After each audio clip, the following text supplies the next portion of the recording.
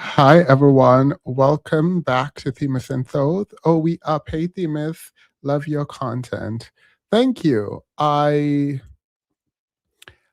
was gonna go live today already. I told the Discord last night that I was gonna go live to talk about the whole Tina Campbell situation.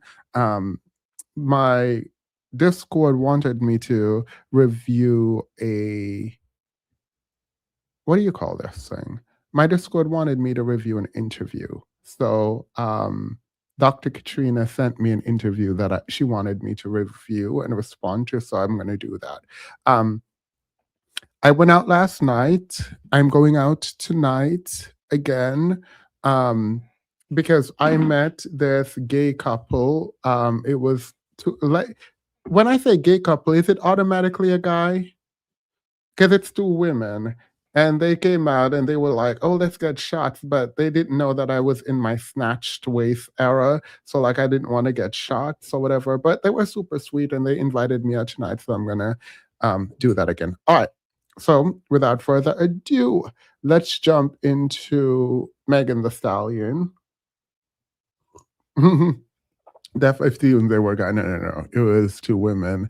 All right, here we go. I am okay. Let's just go get to the Megan the Stallion situation immediately. I don't know why I'm pretending like we're not about to just jump into the Megan the Stallion situation. Welcome back. Welcome.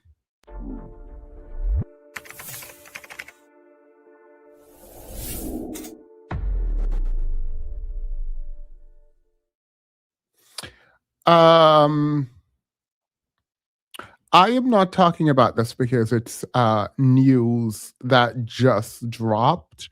Um, I am someone who is just now becoming a fan of Megan the Stallion.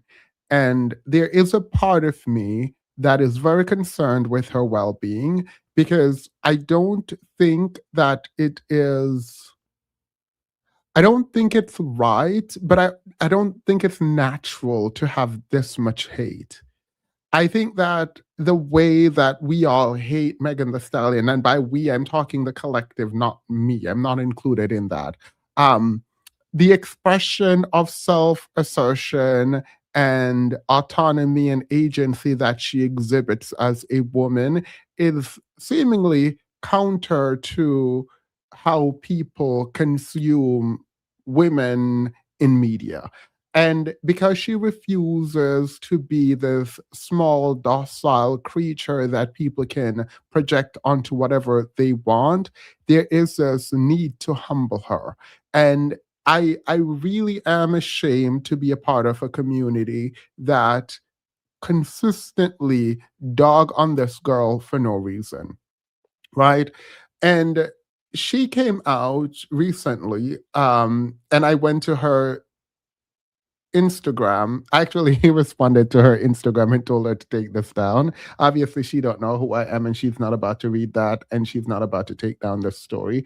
But I do not know why she posted it. I think it is absolutely insane that she posted this. I understand that she wants to shame Clay. I understand that her emotions are caught up in this mess. So she's not I don't believe she's thinking straight. I do not believe she's thinking straight because if you were, you would not post this. Now, I can't tell you how to grieve, but I really dislike that we, the public, have access to this. And I would normally ignore it, except all of the videos that I'm seeing already in the 2 hour span, this has only been up for 2 hours, all of the video think pieces and like men celebrating, talking about she thought she was that girl. And someone said, oh, obviously, Clay is not a lame as we thought. So it is lame to have been respectful to the woman you're with. You would be considered a lame, and you are no longer a lame because you quote unquote cheated. Before we go on, and also there is a separate part where it feels like people believe that a man cheating on you is a failure on your end. And if you believe that, I'm here to disabuse you of that notion. A man cheating on you is not, absolutely not your fault. A woman cheating on you is also not your fault. It's not your issue, right? Self control and lack thereof is not your problem. It's a them problem. And I'm actually quite disgusted by any idea that we're going to throw things in people's face and say, you thought you were that girl and you got cheated on. No, no, no, no. You thought you were that girl. You were still that girl. Now, there are things, hopefully, you can learn from this where maybe don't write a song about a man that you don't know. And if a man is not monogamous with you, maybe also don't write a song. If your man is abusive, even verbally, maybe don't put him on social media and pretend everything is going well. Like those are takeaways from the situation we need to engage. Because when you look at, let's go through it.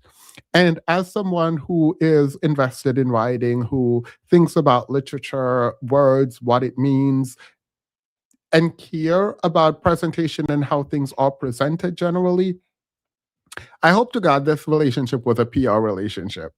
First. Second, I'm not about to just pretend this is an emotional rant on Instagram and not analyze it with the kind of depth that I would for any other piece of writing. It's not going to happen. I'm going to analyze this because what Megan the Stallion highlights in her post is that, from my perspective, it seems like these people were never in a monogamous. Let's read it. No, she did not take the post down. This is from her Instagram. This is literally from, like, I'm on her Instagram right now. This is her Instagram. Like, I'm literally in her Instagram, in her story. She writes, cheating had me around your whole family playing house. Got cold feet, holding you down through all your horrible mood swings and treatment towards me during your basketball season. Now you don't know if you can be monogamous, question mark. I need a real break after this one. Bye, y'all. Okay, because of the incorrect use of punctuation, I am incapable of analyzing certain lines relate to other lines. So I'm incapable of doing that. However, she said cheating had me around your whole family playing house. Got cold feet. Now, I don't know if she's saying he got cold feet because cold feet is in quotation mark. So Clay must have communicated to her that he did not want to take whatever they wanted to do to the next step, whether that is marriage or monogamy. Because she says, holding you down through all your horrible mood swings and treatments towards me, thus acknowledging that behind the scenes, she was going through mistreatment from a man who she is making a song about, talking about my man, my man, my man, my man, my baby, and then posting all kinds of pictures celebrating him, pretending like he's the second coming of God. And she did this. If we're talking about this, and I am defensive of Megan the Stallion, but if we're talking, we have to be honest that you put this man on a pedestal while you're acknowledging now that he seemed to have been emotionally and verbally abusive to you behind the scenes. I do not know why you would put this man on a pedestal. I don't understand why public facing engagement with the audience is one of pure love, joy, and upholding him while completely ignoring the fact that he's mistreating you behind the scenes. During your basketball season, now you don't know if you can be monogamous. Now, there's a question of, did Clay go to Megan the Stallion and say, hey, we've been together for a while now, I no longer want to be monogamous? Or were they not monogamous this entire time and Megan the Stallion wanted Clay to be monogamous, and that's when he got quote unquote cold feet and did not want to be monogamous? The way this is written is disjointed. For people saying they understand what Megan the Stallion is saying, it is absolutely impossible to decipher this and know what she's saying because it is unclear if she wanted a commitment and monogamy right? And Clay said no, and that's what the cold feet is. That is one thing. On the other hand, it could be that they've never been monogamous. So how did he cheat if you guys were not in a monogamous relationship? Were there parameters and he breached those, right? This is very unclear. And to the fact that it's unclear, I'm Tim is why a foot pan meg neck some no. It's not. It's not. It's not. What I am trying to say, and the analysis I am doing, is that we, the public, should not have access to this information. Simply put, this disjointed way of engagement is something for people who do not have millions of followers and do not have a brand to protect. As much, it is not clear. I don't know. Okay, let me ask you this: if it's clear, mic on. Is my mic on? Is it clear? Were they monogamous? I have a question. Drop a one in the chat if you can tell from the statement if Megan and Clay were monogamous.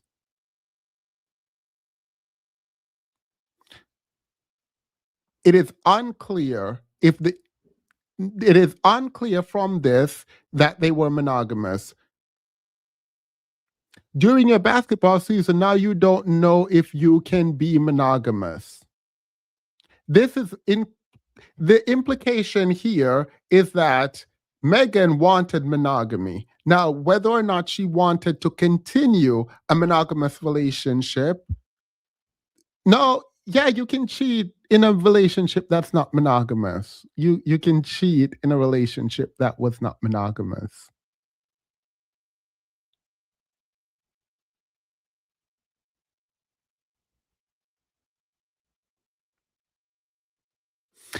I am not asking you all to decipher based on what Megan has said previously. I'm asking you, in reading this, can you tell if they were monogamous?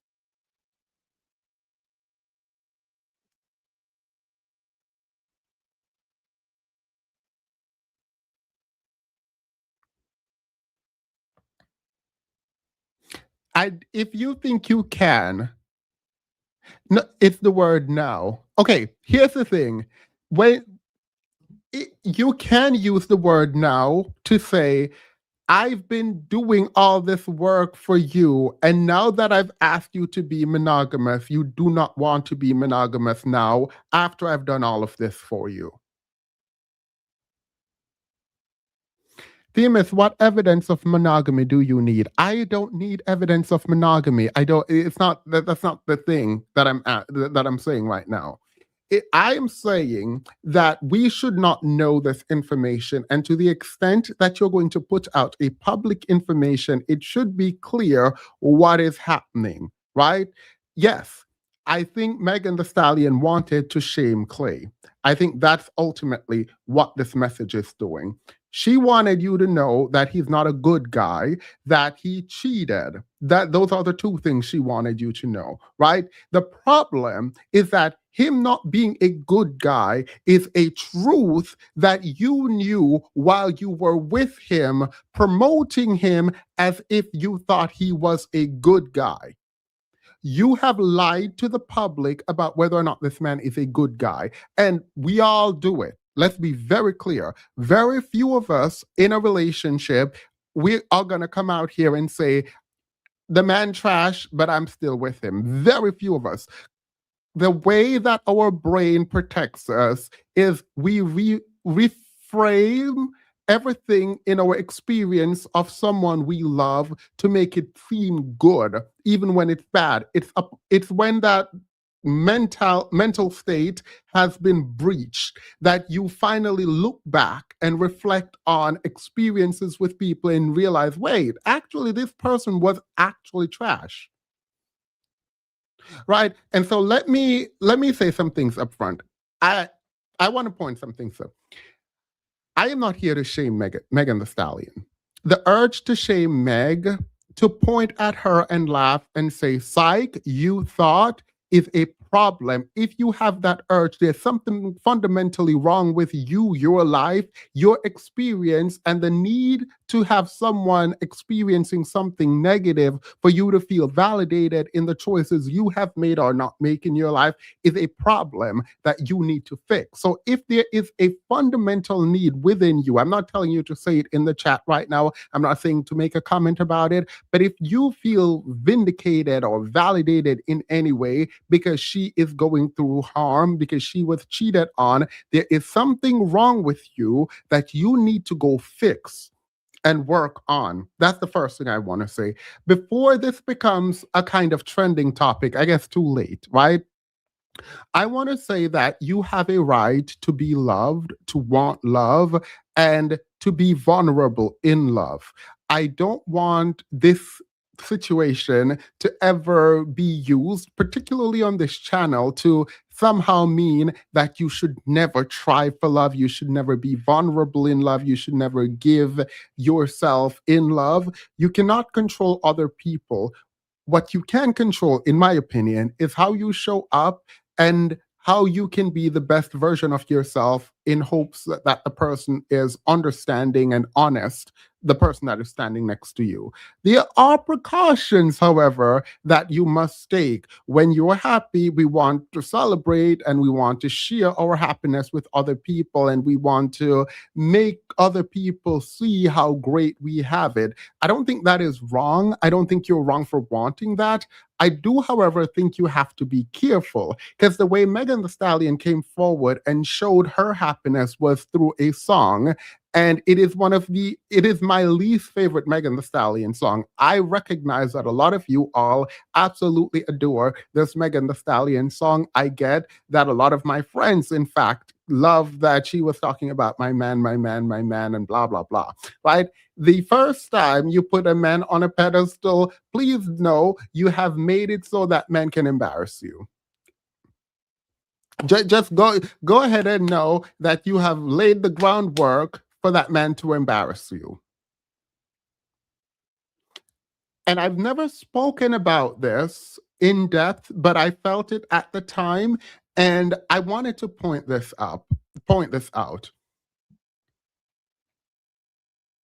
I think this is some foolishness. The song, right? These men, a lot of these people are very embarrassing.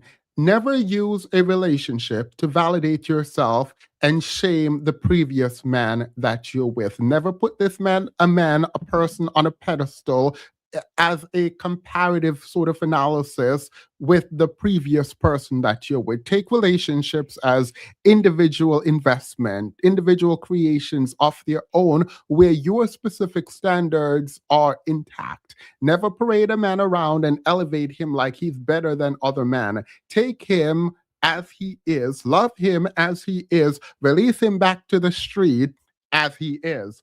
The idea that I saw around Megan Thee Stallion was this very specific need to say, I have something better.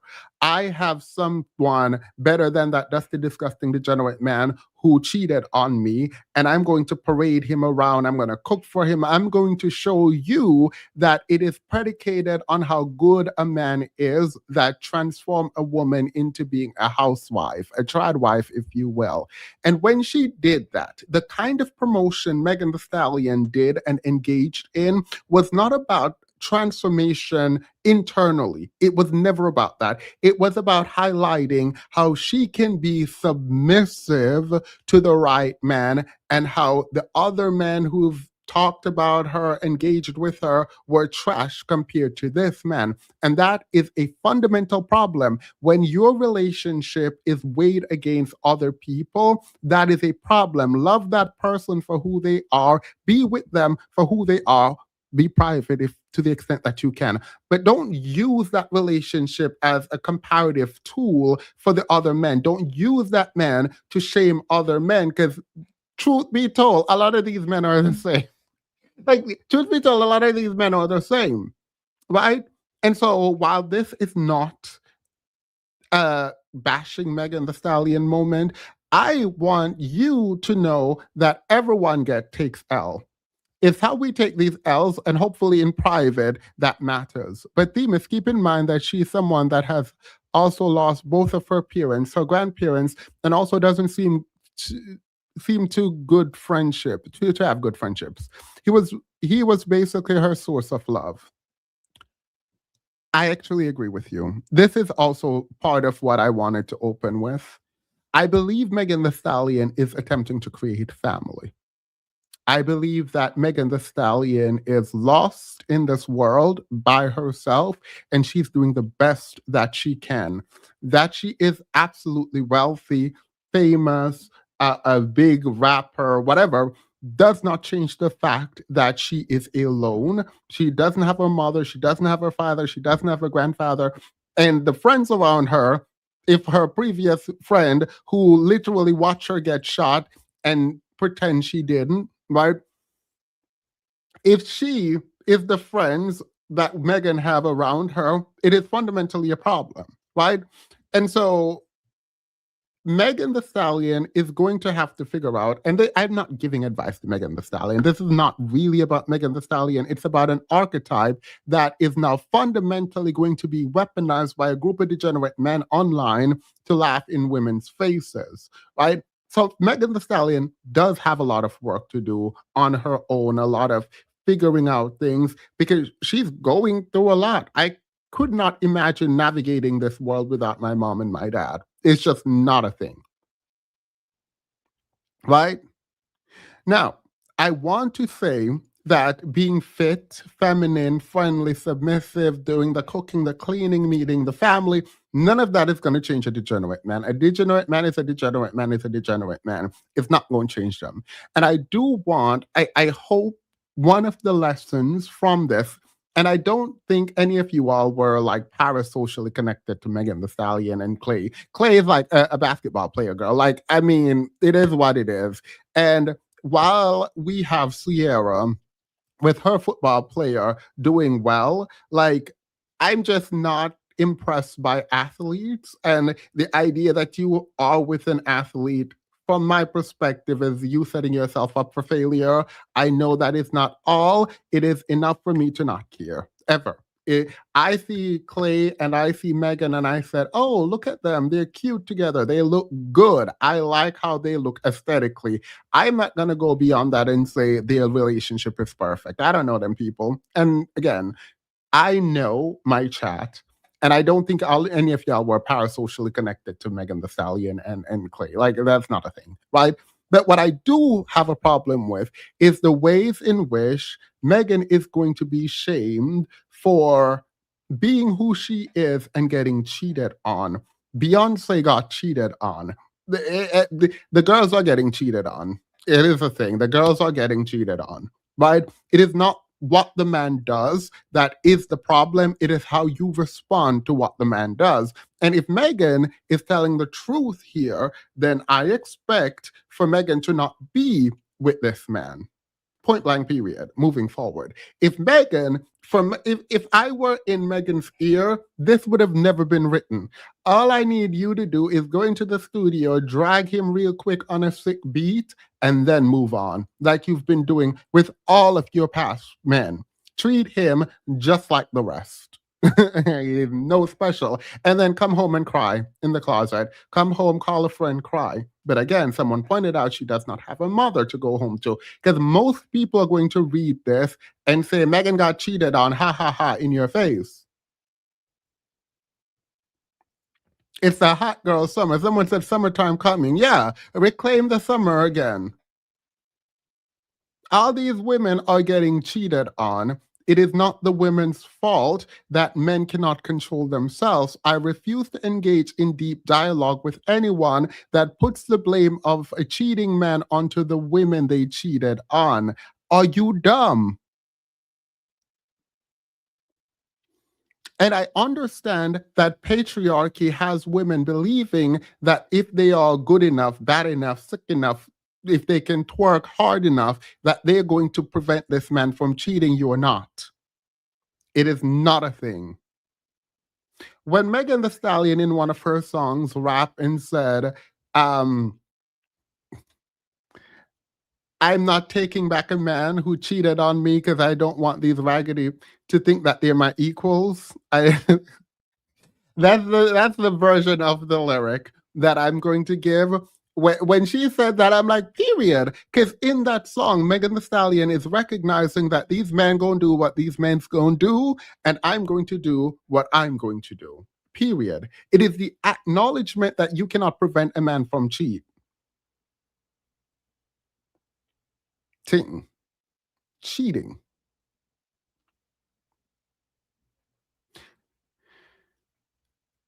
I also have a problem with Meg. So we're going back to the statement. I will always, if I'm in a new relationship, please note that my past relationship traumas is not something I'm going to tell you until we're like 3 years, 4 years deep, right? It's not a thing because I think subconsciously we human beings have a tendency to treat people in ways that we believe they will accept. Right now, obviously, there's nuance there. I'm not doing the law of attraction foolishness. I'm not doing none of that, right? But when you say holding you down through all your horrible mood swings and treatment towards me, I'm assuming these are bad treatments towards her. What you are saying is that you have been willing to stay in a bad relationship where you were mistreated and you, quote, held him down through his mood swings. A man was willing to come to you and propose to be in a relationship with you without being monogamous. Either you weren't monogamous or you are monogamous, and he was attempting to not be monogamous in the future. Either way, you have acknowledged now certain things that you're willing to put up with. Now, if this is your truth, it's your truth. But I don't know that you should be declaring this to the world or telling people this, right? And I don't know that a lot of things is for the internet. I don't know if it's for public consumption. And the way that you operate in one relationship might be different from the way you operate in another relationship. I just don't feel comfortable with a woman like Megan the Stallion, who represents the antithesis of what womanhood is for a lot of men, to come out and say this when they are men who are engaging with women to break them. And she seems now like someone that you can go in once she like you and do whatever, run amok, essentially.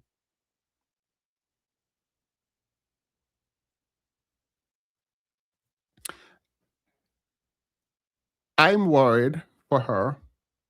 Megan the Stallion is not someone who comes out and discusses her relationships. That's not a thing that she does.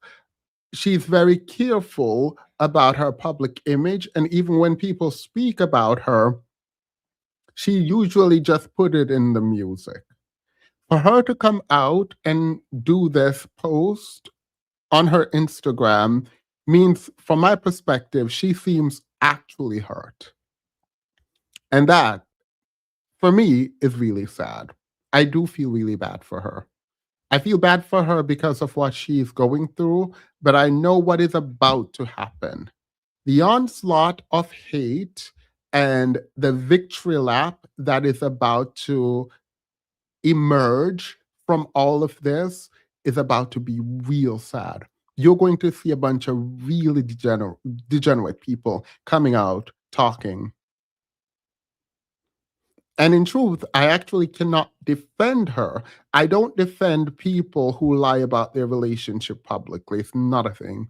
So when it comes to her and her relationship, I don't like that she put this man on a pedestal, allowed other people to put him on a pedestal while she was being mistreated behind the scenes. I do not like that at all.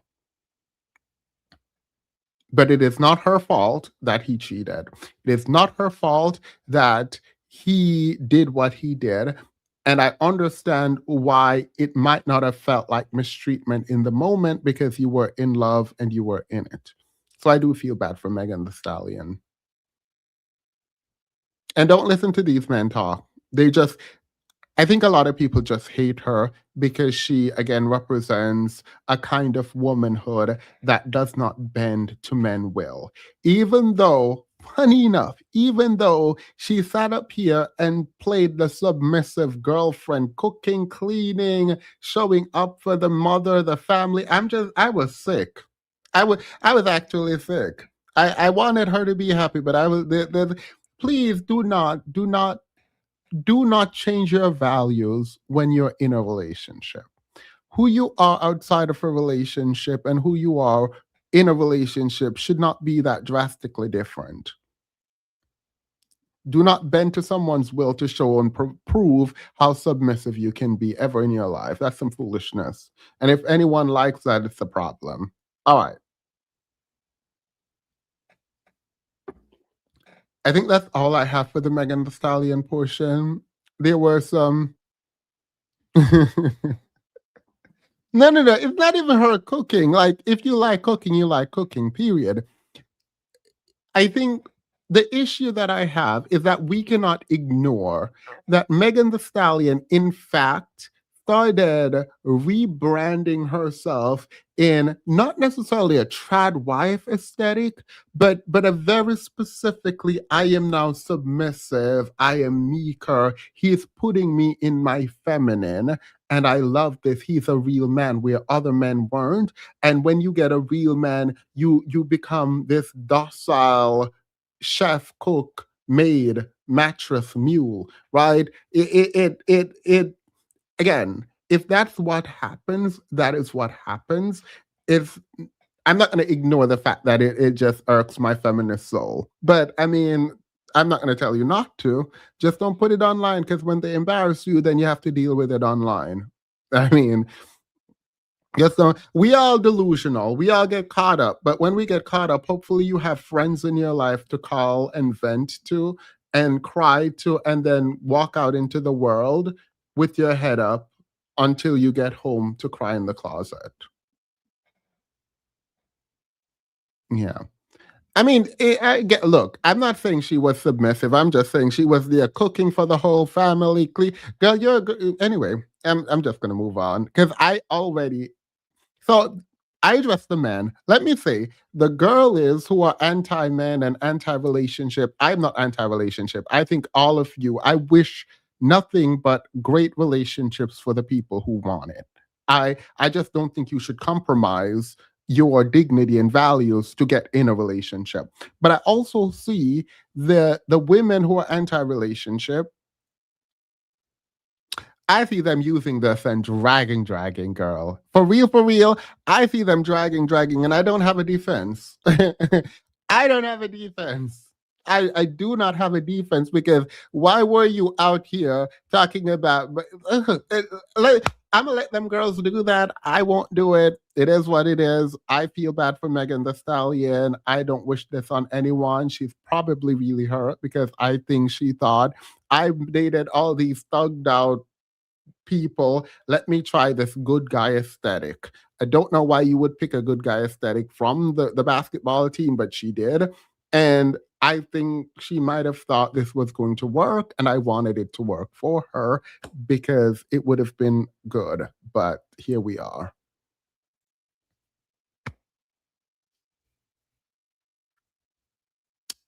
Here we are.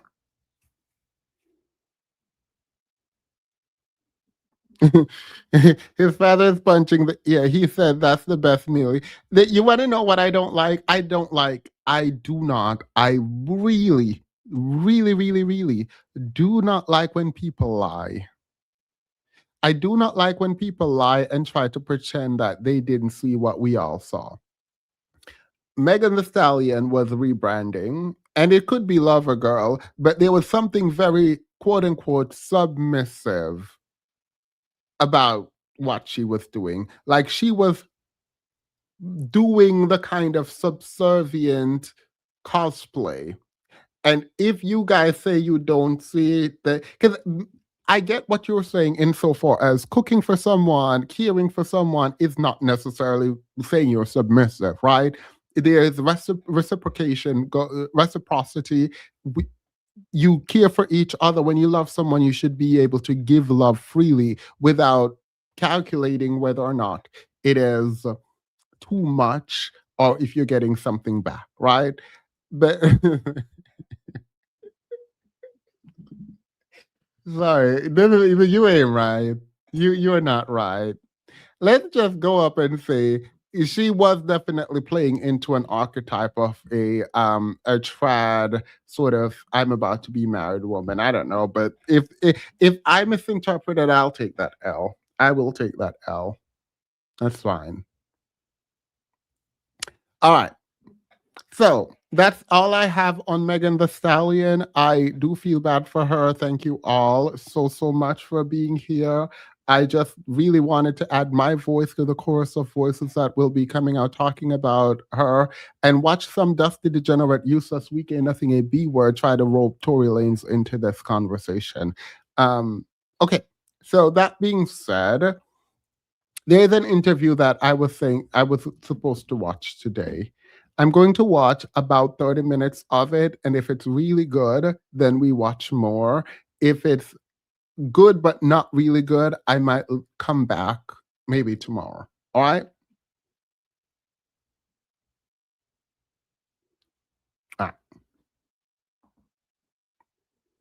So Tina, her man been cheating on her. It is a chop, girl. This been a chop. She said God saved their marriage, so they're doing an interview. It is important to note that he filed for divorce from her, right? And now they're going through a divorce. But this is in the past when they thought he was healed from the spirit of cheatation. This was when they thought he was healed from cheatation. So here we go. She said, "Why can't you do that with your own husband?" Messages to my YouTube audience, but I always leave out the people that listen to us on audio. So y'all can do y'all part. You know, you can actually subscribe to us on YouTube so that, you know those people who irk your spirit? Something is off with him because I don't know why it is. This man has never done anything to me like at all, but there is something about him that just like no, he has done something actually. It's just very I'm revolted at him. Like he just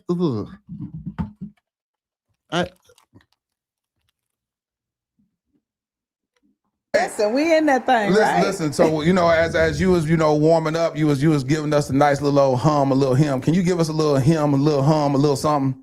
What's up? Is the man gonna start out with it?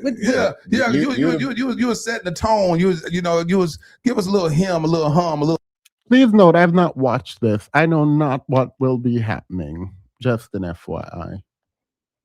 Little something. Little hymn, a little hum, a little something. What a friend we have in Jesus. Okay. What a friend we have in Jesus. That's your key. That's your key right there. That's when it was like, girl, why you start so high when you know you're like an alto? I knew that run was not gonna run. I knew that run was not about to run because I was like, girl, period. You're trying something new. You try. I don't understand how you didn't know where you're. Anyway, I'm just. Well, girl, ain't nobody got time. I run walk instead. No, she has a pretty voice. Her voice is beautiful. All our sins and griefs to bear. What a privilege it is to carry. Jump in, Teddy. Everything to God in prayer. Sing well, Teddy. That's all because the concert that we doing earlier this morning. Yeah. I don't think. What peace. Get it. We all. Yeah. Teddy, what is that? Oh. Sorry. I'm so sorry. I am so sorry. I am so sorry. I didn't know he was a singer. I actually really like his voice. I mean, let's be clear. Brian McKnight is one of the best male singers in the world. Don't even at yourself. And he a degenerate too. Brian McKnight is one of the best, most versatile singers we have, but he a degenerate. let's just say that. So note that because I say his voice is like that girl, it don't mean I like him. A period. Let me go back. Sorry, I love music so much. Mm. What a privilege it is to carry. Jump in, Teddy. Yeah, everything to God in prayer. Sing well, Teddy.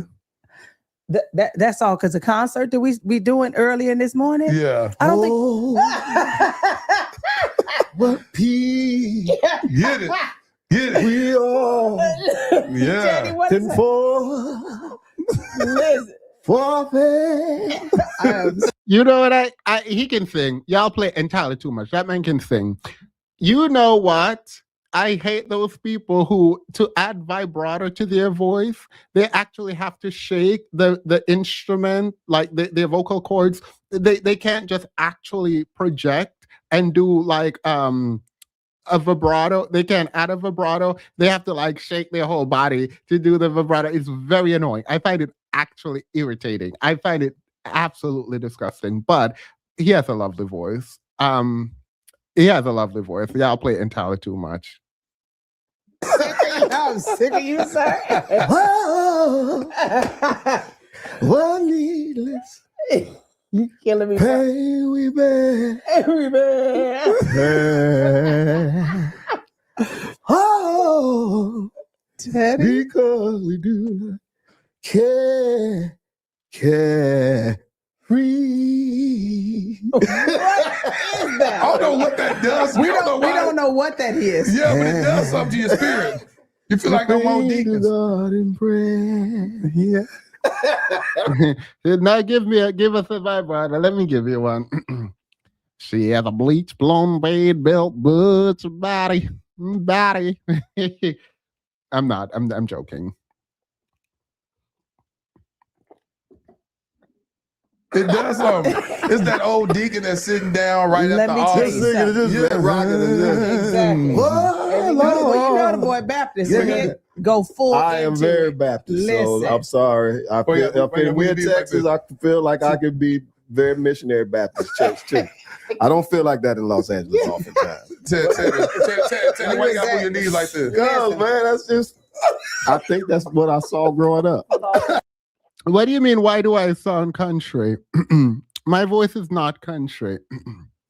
Let me give you the full song. This is not country. This is just me on a regular day, like my natural voice. Ready? She is a bleach blonde, bad belt bull.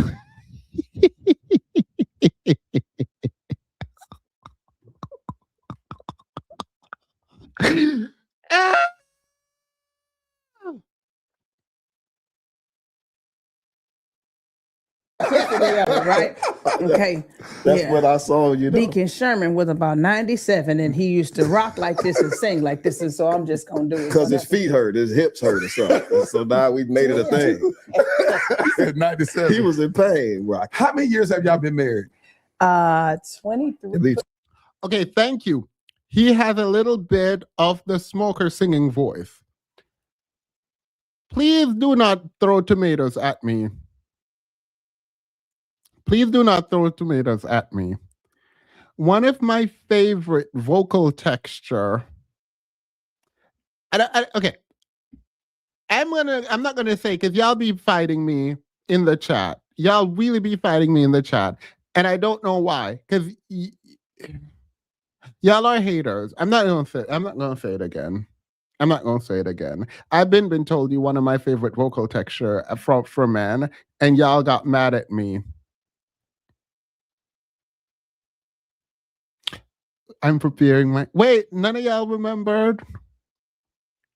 Oh, see, this is why I don't tell y'all things about me. So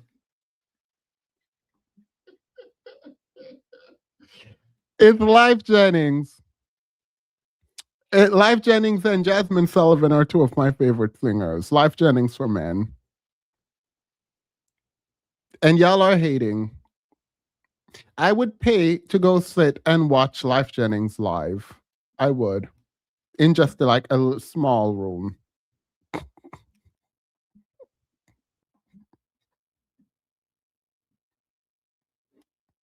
24 in 24 August. in August. And 24 in so August. we're a few months away from 24. How do y'all celebrate y'all's anniversaries? Is it something that y'all do every year, like some staple, some tradition, or y'all just kind of at this point you'd be like, happy anniversary? And We then kinda- just No, it's, I like Life's voice, not Jasmine's. So. Someone block Summer. Summer is a troll. Summer is not a real human being. Summer is not a real person. Go ahead and block. Go ahead and block. Go ahead and block Summer for me, please. Period. Summer does not get a voice in this chat. This is not a thing. This is not a thing. Go ahead and block her. She no, don't laugh. Don't laugh in here. You get you're getting blocked. Talking about you like Life Jennings' voice, but you don't like Jasmine Sullivan. You're blocked. You lying. He was on tour last year. I was busy that day. I was busy that day. Yeah, I was busy that day. I don't remember what day it was, but I was busy that day. And the other days he was on tour. All the days he was on tour, I was busy. So that's my excuse. it's kind of We tradition. kind of go to Hawaii we go to every Hawaii, year. y'all kind of go to Hawaii. Yeah, Kinda go. we got I think it's- I vacation think it- property in Maui, and so we go to Maui probably more than Anything else, more yeah. than anything else. So But whose we idea always was that? celebrate. Whose idea to get the vacation property out there? We went to Maui with our oldest, daughter together is Leia. She's 20, and our business manager sent us on a vacation out there, or she invited us into this opportunity out there. So we went out there, and of course they gave us the pitch, and we bought the property. And because it's so beautiful, like it's just a beautiful place to be in. It's time to be beautiful, Yeah. do very, very beautiful things. And so it's the greatest backdrop ever. So And how long? Yo, you know something? If I'm with someone and they cheated on me for the world to see multiple times, I am never. The way she looks at him and she's so pleased and happy and like in love, I think that is really insane. I do. And maybe jealousy community, come forward. Come forward. For the jealous community, girls, come here. Mm. This is my application to come into the jealousy community and get dragged. I wonder what it's like. I guess I'm not jealous of it, but I do wonder what it's like to be able to forgive in this way. It must be real peaceful to be delusional like this. Like to have your man or partner cheat on you and then look at him with pure love and joy and care and just like look up to him still and still have twinkle in your eyes when you look at him. I mean that must be beautiful. That must be a real beautiful thing. Like it couldn't be me. it couldn't be me. Like even if I say when I look at you, it's just gonna be daggers. Like ain't nobody got time. Y'all been going out there? How was But Leia? Leia, so no, since she wasn't even one yet. So 20 years. 20 years. Hold on, your child 21.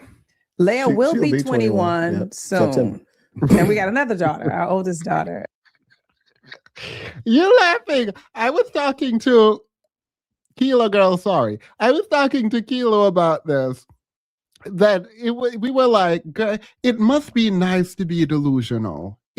Like, you know how, because I don't know if it's because of this content or what it is, but now when I meet people and talk to people, like the red flags really do be flagging, and you're just sitting there like disgusted, and like I don't know if it was ever me, but I'm gonna say I miss, but I don't think it was ever me. I miss being able to be delusional.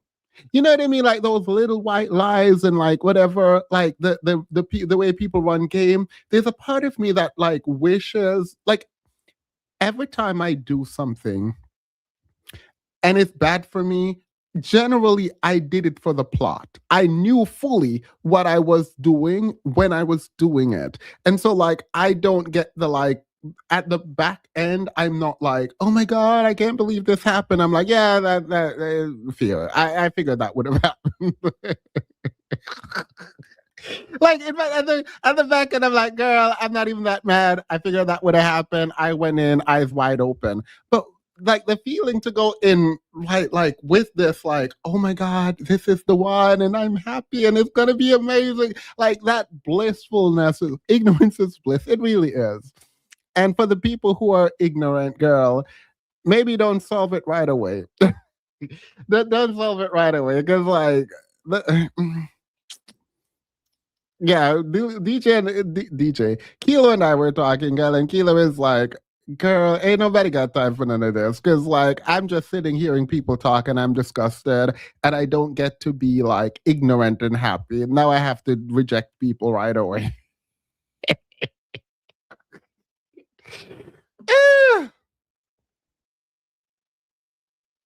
It's just 30. turned 30. It's 30. Yeah. So when y'all did the show, what year was that? The show was The first season. TJ was 1 when we first started, I think, taping the pilot, and TJ is 14 now. So Boy, when I say time be flying. time be flying. I think the last season aired in 2017, which is when I took a break from music. So it's been off air at least that long, and that's 7 years. And so it was a while ago. It was a while ago. Oh. Was it hard for y'all to do a reality show? You know, I had been offered the opportunity to do reality shows for years. And I kept saying no. I was like, absolutely not. Ain't nobody ever following me around into my private spaces to watch my life. Like, just no, that's dumb. And I got to be on, and I don't like to be on. Like, I'm really I can really be a tomboy at heart. Like, I grew up being a tomboy. And then I went from being a tomboy to like modeling. I just wasn't tall enough to continue in it. You know what I mean? So when it's, I don't like to be on. And I was like, what, I'm gonna have to have lashes on. You seen the complications I was having with lashes before. That was like, I got to be on with makeup and all that. And I didn't do it that way when I finally did it. But I think Erica, she was always pitching me, and Tina, and we could show people and our family and our marriages and sisterhood. And, I was like, girl, bye. You take it. I don't want it. And the last time around, I think it was just about like, Tina, we get an opportunity to let our lives be a witness. I didn't know what we was in for, because I think if I had have known, I definitely wouldn't have done a show. Don't say you needed the money and the exposure. Talking about, we wanted our life to be a witness. No, you wanted to stunt on these girls with your reality show. You didn't want your life to be no witness, girl. And then you found out your man was cheating on you. So that's that on that. But Teddy said definitely not. I'm grateful that I did it, because the wonderful thing about God, he causes all things to work together for the good of those who love him and are called according to his purpose. And so, something that I realized about religious psychosis, the ability to recite scriptures in this way is a defense mechanism. I did not know this, because when I was talking to people in Jamaicans are very good at quoting scriptures. And this woman will be going through hell, the man dragging her and them children through hell. And she would be able to recite scripture after scripture after scripture to justify her staying, to justify her decisions, to justify his behavior. Like it, I didn't know it at the time, because she would just tell me like random scriptures, because I was a child. And I'm like, oh, okay, period. God said to do it, so do it. Bye. I was a child. I didn't know any better. But I didn't realize how deeply religious and how out of their, like, if you were to accept that your man is abusive, that your man did this to whomever, wherever, whenever, and the kids are in danger and you are in danger, I think there might be a psychological break, right? And so you cannot fully engage, and you just give it to God and then cite the Bible wherever you need to be okay with the position you're in. It's really sad. It is actually sad. So now when I hear women, particularly women who made a bad decision, quote scripture to justify their bad decision, I'm like, oh, okay, cool. Got it. Religious psychosis 101, period. So who would have known that a life that gets devastated, that he was going to put... Oh, by the way, I got my nails professionally done for the first time in my life. Now, it looked a mess, but I wanted it to look a mess. This is intentional.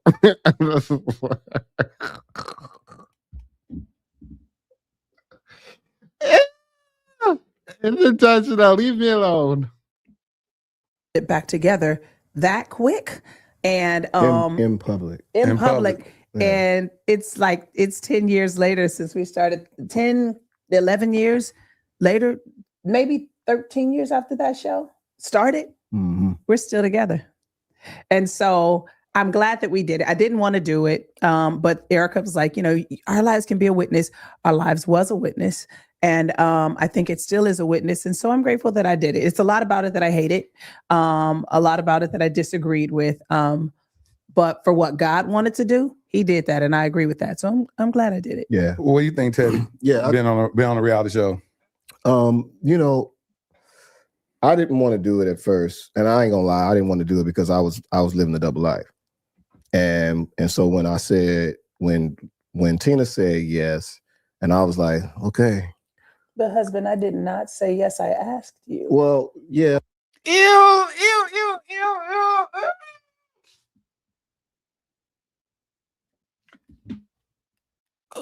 Bad husband, cause he don't got no name. Cause he don't. Cause he.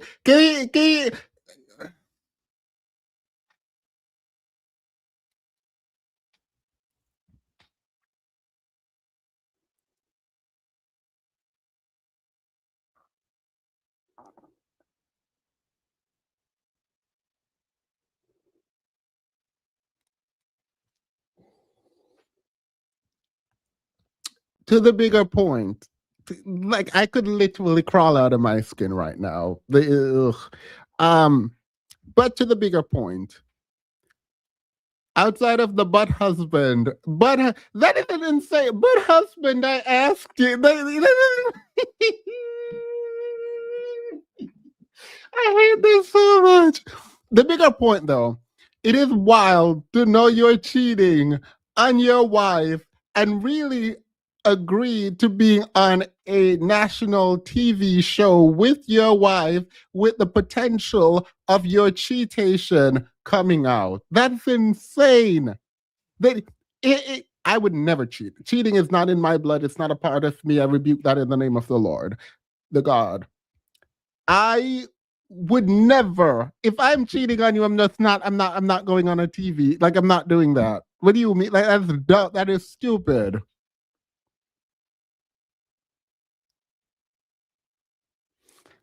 Oh, what's that? What's wrong with his bottom teeth? Bottom teeth is a problem, girl. That's a problem. I asked you. Well, I was like, I'm not going to offer our life. I asked Off our life. Well, it kind of felt like you wanted to do it, and I was like, well, you did ask me, but it kind of. Okay, so you just do what she wants. How about not cheating? Because I hate when men do this, where they're like, oh my God, I just do things for your benefit. It's for you. I cannot tell you no. I cannot do anything. No, if you're cheating, why would you embarrass her like this? Like, really, you know you're cheating, and you know these side chicks do not just sit there and be quiet when there's an opportunity for fame. She's already a big superstar. They're about to drag her through the mud. They're about to drag her through the mud. So yes, this was a humiliation ritual. You wanted to humiliate her. Like, you wanted to humiliate her. That's. But husband, look at her looking. He cheated on her. Look, this is real love, y'all.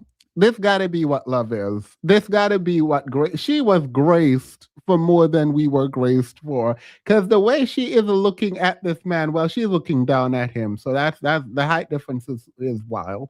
But she's looking down at this man with the wonders of the world in her eyes. This thing, if you saw this picture, you would not be able to tell that this is a cheating, lying, weak, and nothing ABF man. You just would not be able to tell. There is no way you can look at this picture and know that this man has been cheating on her. That's not a thing. She is in love all over again. Bottom teeth missing, crooked and all. She loves it. Mind you, they are millionaires, I think, at least she is. The fact that your bottom teeth is like doing kung fu is insane to me.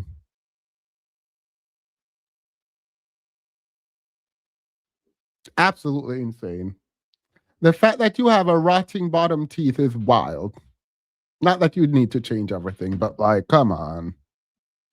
Felt like you wanted to. And at this point, we had both said no. You said no.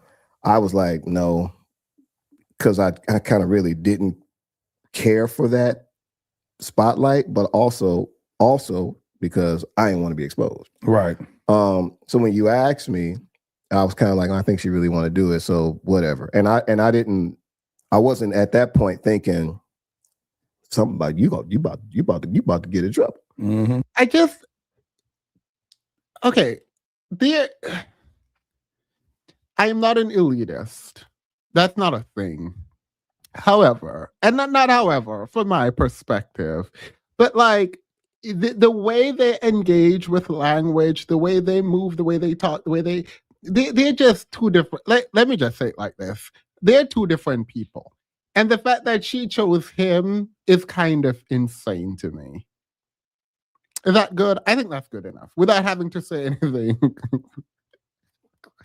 Like it's I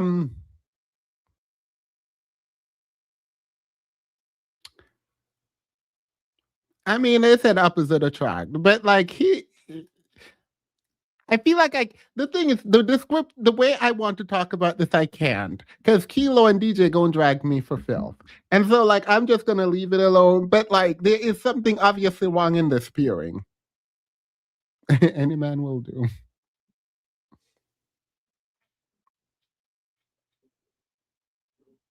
But after saying yes, I'm telling you, I remember these moments.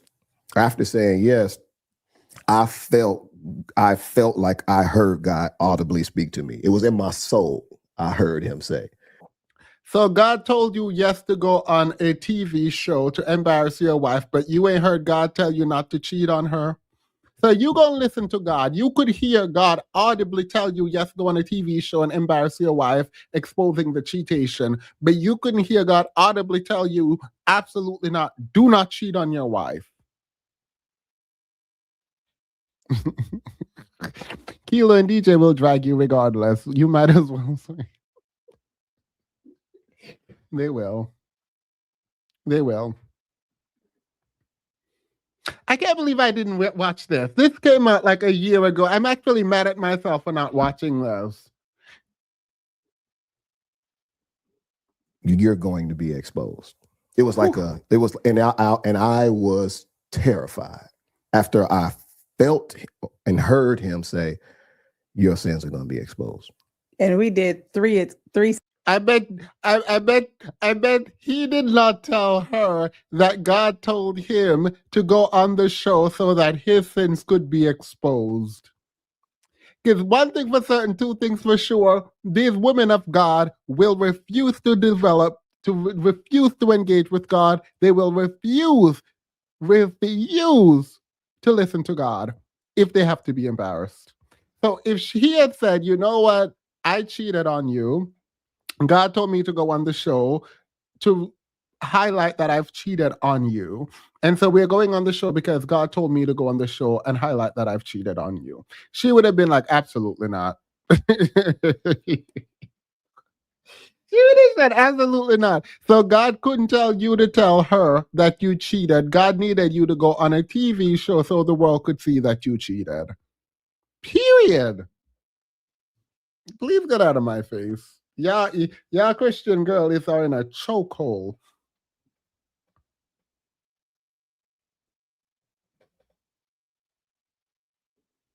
Seasons before the exposure. Yeah. 3 seasons. Did you feel like you got away with it? That sounded like torture. Yeah, it was torture. You feel like after those seasons, did you feel like you was getting away with it? No, I didn't feel like I was getting away with it. I just felt like I knew something was going to happen. I knew that God told you to get on a show because you were going to be exposed, and it took you 3 seasons.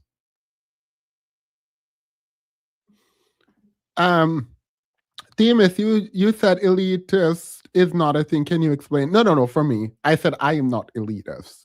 I was talking about me. Elitist is a thing, but it's just I'm not that. Nicole Lynn, thank you so much for being a member. I appreciate you so much. Welcome to the membership. I'm only hugging you so I can show my nails. Remind me to never get my thumb painted black. That's not a thing I will ever do. It's too much. But everything else I like.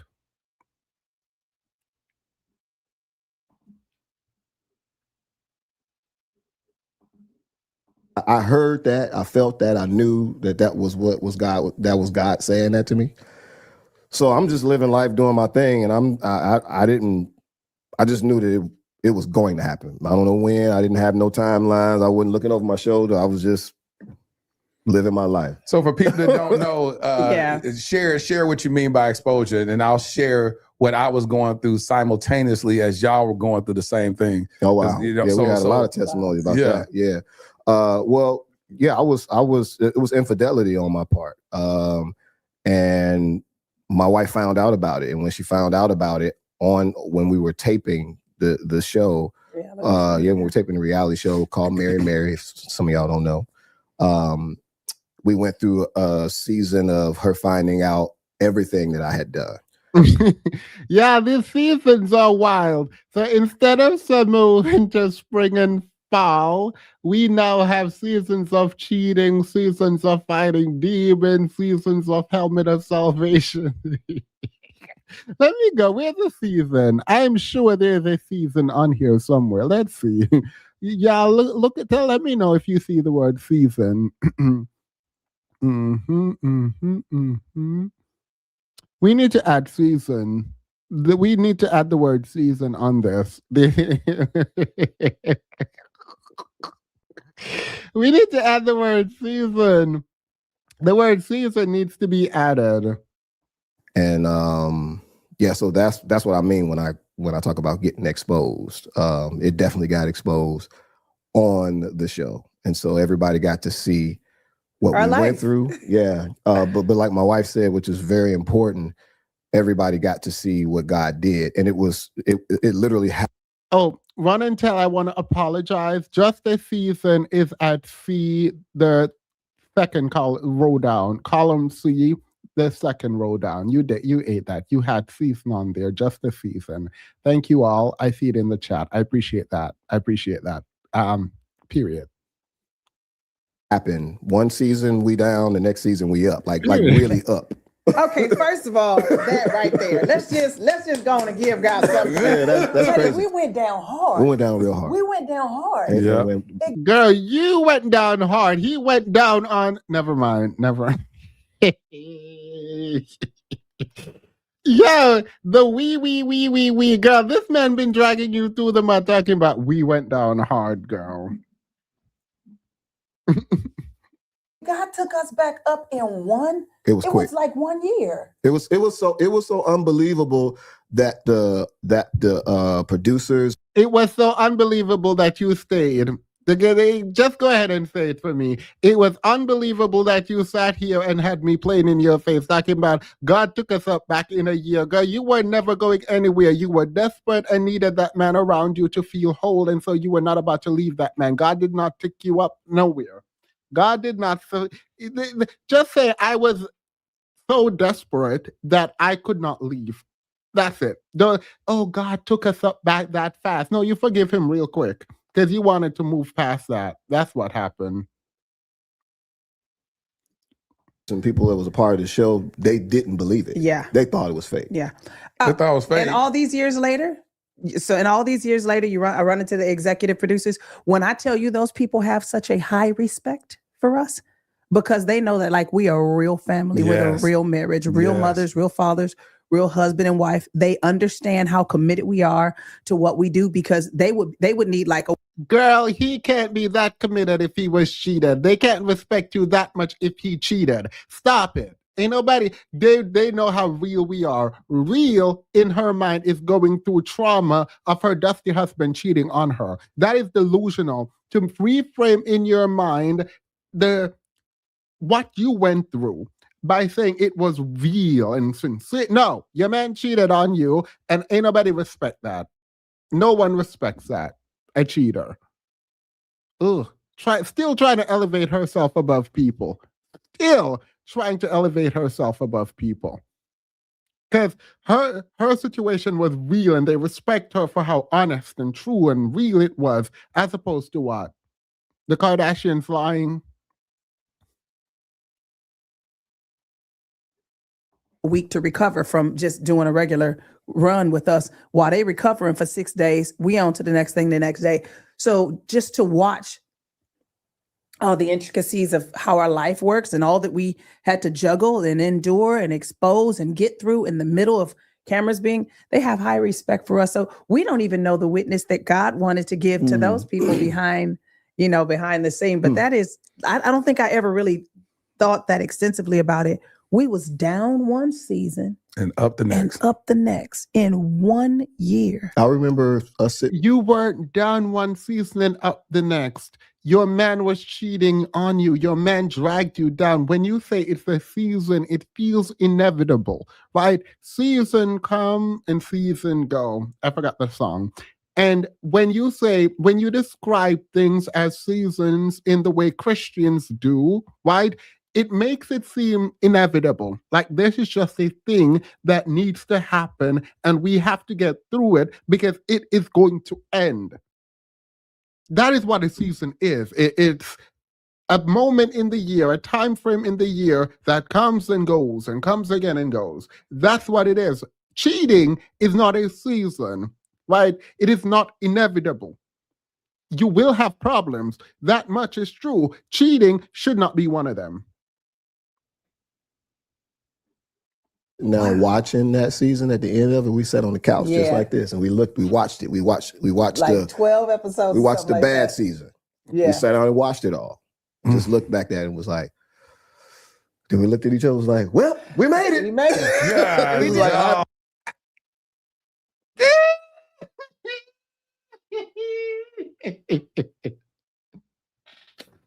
Yeah, she's different. She's built different. She's that kind of Christian that we all aspire to be. She got to be that kind of Christian that was graced more than every other human being in the world. Because I promise you, my nervous system would start acting up. I promise you, watching, reliving, pulling me through hell is not about, we're not about to clap hands after the end. We're going to throw hands. I do not fight. That's not a thing. I am not about to sit there and watch the most traumatizing in their mind times in my life because of you, and then be like, "What? We did it. We are through it." My nervous system ain't built like that, girl. I wish I had your nervous system, though. I wish to God I had your nervous system. What's crazy That's is amazing though, because it comes out so late. You know, it comes out like almost a year later. Now you're watching it, and if you're not healed, it can re-traumatize y'all. And it did. It was re-traumatizing me. Like, so we were executive producers on our show as well. So we had great input in our editing. For the first 3 seasons. After that, I had to live. I couldn't be like y'all TV producers. This what y'all taping. This is actually my life.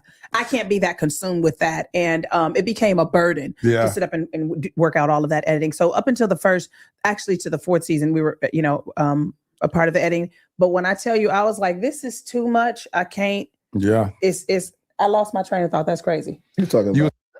Re-traumatized, yeah. Mind you, he's not traumatized at all. He's traumatizing her. But they're pretending like this is both of them problem. Oh my God. Kilo, can you call me afterwards, please? You need to convince me to not get McDonald's. I have a weird craving for McDonald's. I don't know where that came from. The fries. I want an Oreo McFlurry with fries, a double cheeseburger, and a Sprite.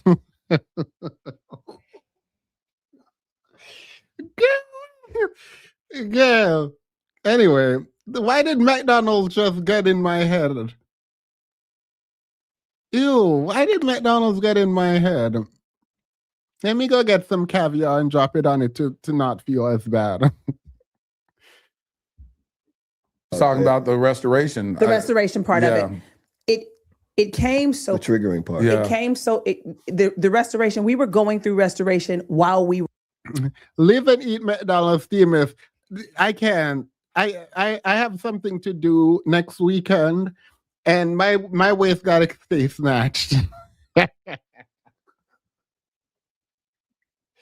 You're self-soothing. That's probably what it is. I my way. Look, my waist got to stay snatched. I'm staying empty. I'm staying empty all this month, but my waist gotta stay snatched. It is what it is.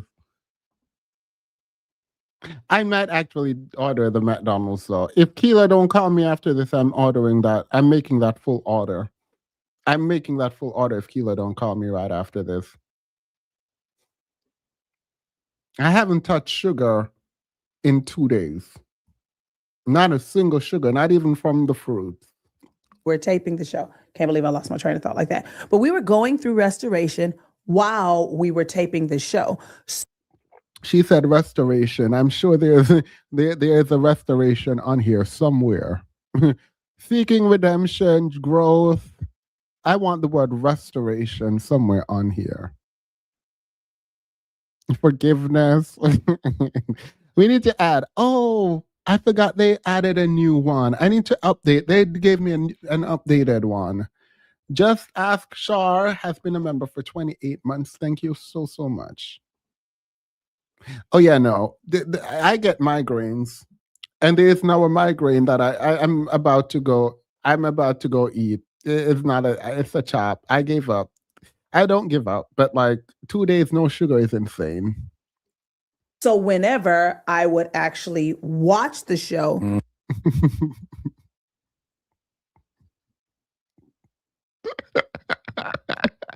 Yeah, y'all pray for me so I can be free from the spirit of McDonald's. I don't even know. This is how you know when your body is fighting back. This is how you know when your body is fighting back. Because why am I up here worried about a fast food? Why am I up here worried about a fast food?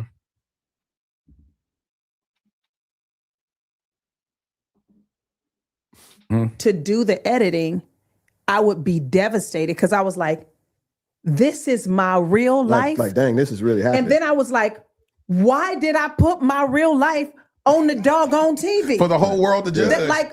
And then I'd be mad, like, you let me go on TV and you knew that this was going to be all like, I am watching look like a TV show, not my real life.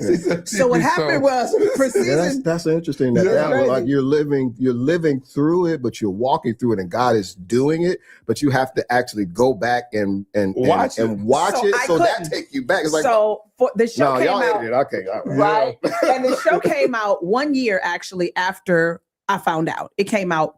I found out in March of 1 year. I think the show didn't come out until May of the next year. So we had, thank you, Jesus. We had a year and a couple of months to work through the hardest part. But every time I would try to do the editing, let's say, August or, September, of the, even January of the same year, I would look at it and be like, I was so devastated by the fact that I was just sitting there with my mouth open, like, this is me. This Tina, that's her, that's me. And so I told Erica, there's not even empathy for her. Because I wouldn't cheat, I think that's why my mind is there. If I were him beside her right now, I would feel so sad. I would look at the person that I'm with, even if he obviously don't love her, right? Like you're not convince me you love someone you're cheating on. It's not a thing. So obviously don't love her. But you made a commitment to this woman and you did not keep your commitment. You breached a trust, and she is articulating her experience of your breached trust and the pain she went through editing the footage of finding out about your infidelity. And I don't know. I feel like there should be like a very instinctive need to hold her, apologize to her, like comfort her. And even though she's saying she's gotten over it, I don't know. Like I feel like this is indicative the lack of need to protect, the lack of need to console, the lack of need to apologize again. is a problem, and I think it's indicative of a cheater. I don't know. 'Cause, like, I feel like you should be reaching out in some ways right now to like comfort her. Maybe he does it, but he's just trying to like be stoic. I don't know. Edit this season because I can't watch it. But like Teddy said, we sat there before it came out in May. I think it was like 2 weeks before, and I had to trust Erica's editing and everything because I was like, I can't watch it. And so I prayed and fasted, and I spent that whole year fasting. Like I spent that whole year fasting. She lied. She didn't spend that whole year fasting. That's not a thing. She's lied. And also the fact that you put on the helmet of salvation, the stomach of salvation, your man cheating and you fasting. Your man is cheating and you fasting.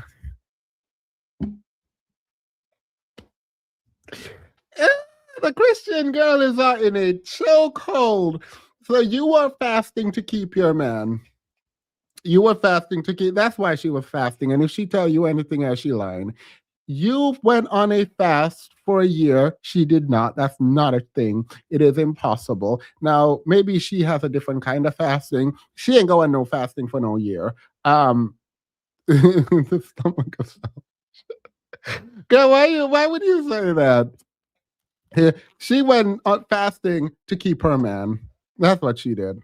She went fasting to keep her man. So now y'all out here fasting to keep men.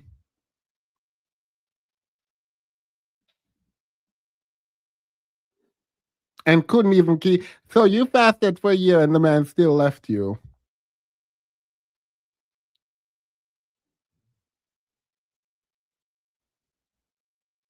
You were sick to... Girl, you wasn't fasting. You were sick to your stomach. Daniel fast, Jesus fast, like 30-day fast, 20-day, 21-day fast, 40-day fast. Like I was not, I was like, whatever this that needs to come out by fasting and praying, I'll starve it out because I can't do this. What was you looking for? Whatever needs to come out. Your man is cheating and you think it's a demon. So you're fasting to ask God to remove a demon from you. Like, yo, I know why these Christian men think these women dumb. I do. I fully understand why Christian men think women are dumb. Because you out there cheating and this woman in here fasting to stop you from cheating and to prevent the demons. But ain't no way. Ain't no way, girl. The demonic spirit. The devil is working. The devil was busy, girl. We've been had bingo already. These Christian marriages and talks are so predictable that you can have bingo all day, every day listening to them with the bingo card. You can buy this bingo card at... Can you imagine if I was selling bingo cards? Can y'all... What? Can y'all imagine if I was selling bingo cards? Period. So if you want to get through conversation with your ex, if you feel the spirit of hatred and the Jezebel spirit, and if you're in a season of infidelity, just buy the bingo card for $55.55.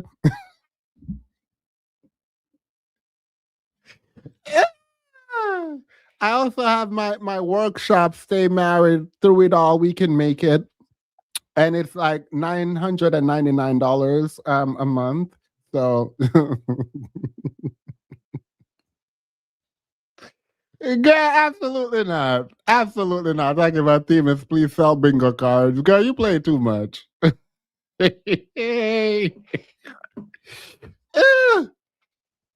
I was looking for... If I'm selling anything, it's the helmet of salvation. If I'm selling anything, I'm going to sell y'all the helmet of salvation. I'm going to pray over it, and then y'all can pay for it, and I'll ship it to you. I'll ship you the helmet. Yeah, I'm going to sell y'all the Rock of Gibraltar. Let me stop. I'm done. I was looking for a changed mind and a healed heart. And I knew that God was able to do it. And so my prayer to God was, what did you want me to learn from this? And what do you want me to do to be healed and delivered? Whatever I have to do, I will do it. Whatever you wanted me to learn, I will learn it. Because you thought God was trying to teach you a lesson by making your husband cheat on you. You thought God was teaching you a lesson by making, so God made your husband cheat on you to teach you a lesson. I bet you whatever God wanted her to learn is about forgiveness. I bet you the next couple of words out of her mouth is going to be her justifying why she stayed with a cheating, dusty, degenerate, weak and nothing a BF man who cheated on her. I bet you she is now about to tell you God is teaching her grace and forgiveness and humility because God told her to stay with her cheating husband because she didn't want to leave him. He had to file for divorce. She said, God, whatever you want me to do, I'll do. What she's saying is, I didn't want to leave, so I'm going to tell y'all that God told me that I shouldn't leave my marriage. That's exactly what is happening here. I cannot ever go through anything like this again. And I meant it. So I was like, whatever that is, God, if this can't kill me and I have to live, I need you to heal me entirely. And I am fully submitted to whatever that process entails. And it was very hard. It was very challenging. What was divorce an option? No. Well, you found out your man cheated. The question, was divorce an option? You go, well, it was never an option. She was never going to leave.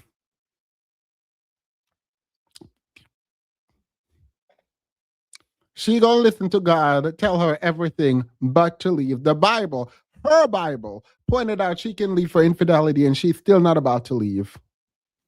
She's not leaving. She's not leaving. Yeah, the flesh in my flesh, right here. The girl, not the spirit, not the Christian. The girl was like, I can't do it. The flesh wanted to leave, but the Christian in here, God literally tell you can file for divorce. The Christian, the Bible tells you can file for divorce, you lying person. This is so degenerate to me.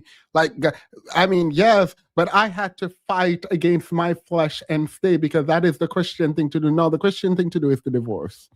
There is a leeway to divorce when there is infidelity. Please get out of my face. The flesh is what stayed. You wanted to stay. For whatever reason, probably low self-esteem and thinking that he completes you, and any man will do, and you do not want to give up your marriage because marriage is what you want. It is the goal, regardless of what the marriage is like. Not the flesh had more sense. Are you serious? Yeah. And then I struggled with a lot of homicidal inclinations and whatnot. And look. I did. It was he knew it was violent. Is this that admission of guilt? Yeah, man, look, I'm alive. Right. Come on, Rich, tell me. Right. There's more. But I was so hurt, and when I get hurt, I get mad. I don't do the cry and get sad. When I cry and get sad, I am fully broken. So were you when you was growing up, you was a fighter? Hands down. Growing up, fighter. You said still fighting? I'm a fighter. She wasn't no homicidal. She just trying to say something to pretend like she had and attempted to take power back in her relationship. She ain't tried to take no power back. That man said, girl, I cheated on you. I'm so sorry. God told me to apologize and I'm going to go pray about it. You should actually go starve yourself, actually, so to help me fight off the demon of cheatation that is on me right now. So I'm going to need you to go over there and go starve yourself and pray and pretend like that's doing something for me because there is a demon on me that I need to fight. And that's what she did for a year. Ain't nobody got time.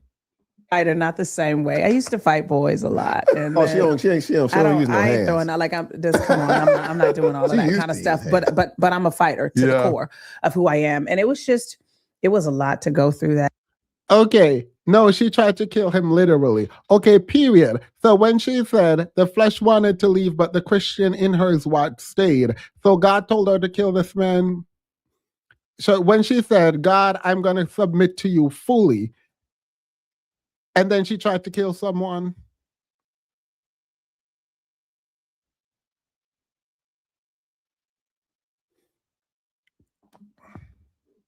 and to grow through that. But I'm so grateful that ultimately God really did. He really did do that thing. Like Thank he you, really Holy did Spirit. do it. Real quick, what Mindy, period, will do. Noted. Fully noted. Fully noted. So if y'all see me online selling bingo cards, just know I'm going through it. Leave me alone. Don't ask questions. Just go ahead and buy them bingo cards to help me out, to help a brother out. did you do, Teddy, to help with the healing process? Because I did a panel one time in Atlanta for this platform, Ministry, shout out to them.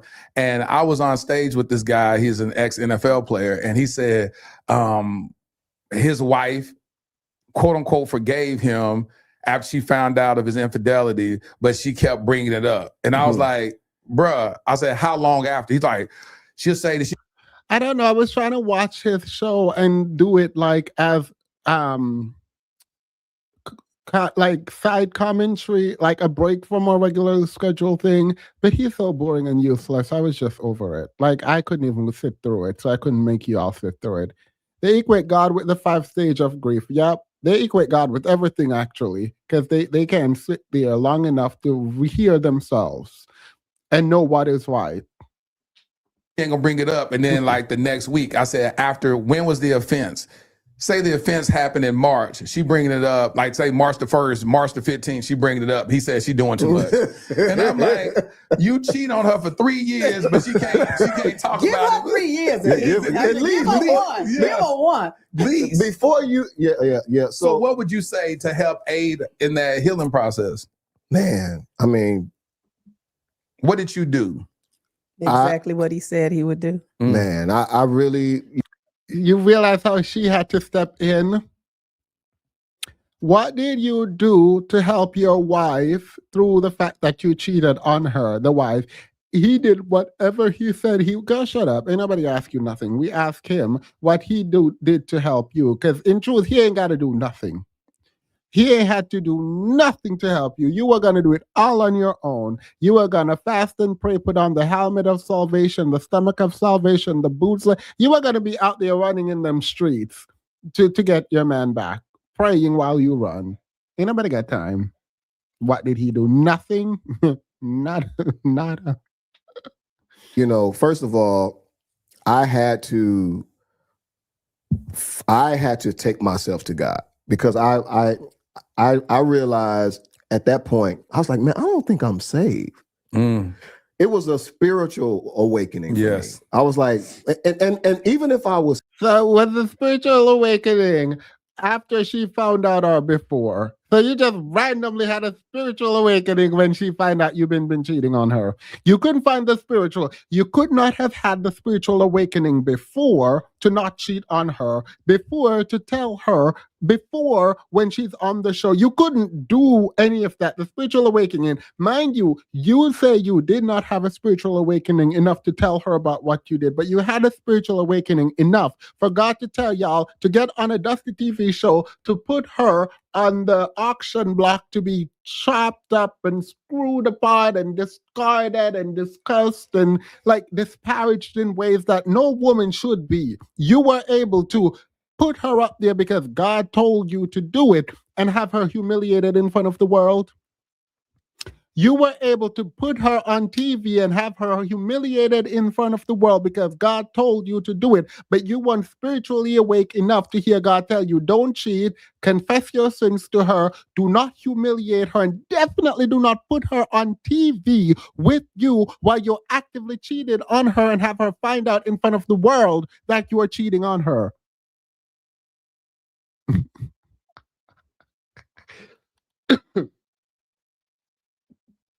Theme is just jealous of their relationship for real.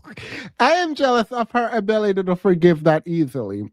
I wish I can forgive, actually. I can forgive easily, but I will never be able to. I guess I don't forgive.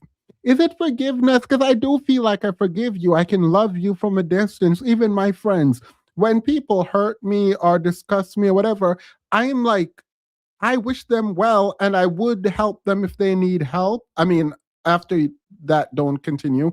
But like, I don't want to be in your vicinity. Like after trust has been breached with me, there is no repairing it. But like I don't hate you.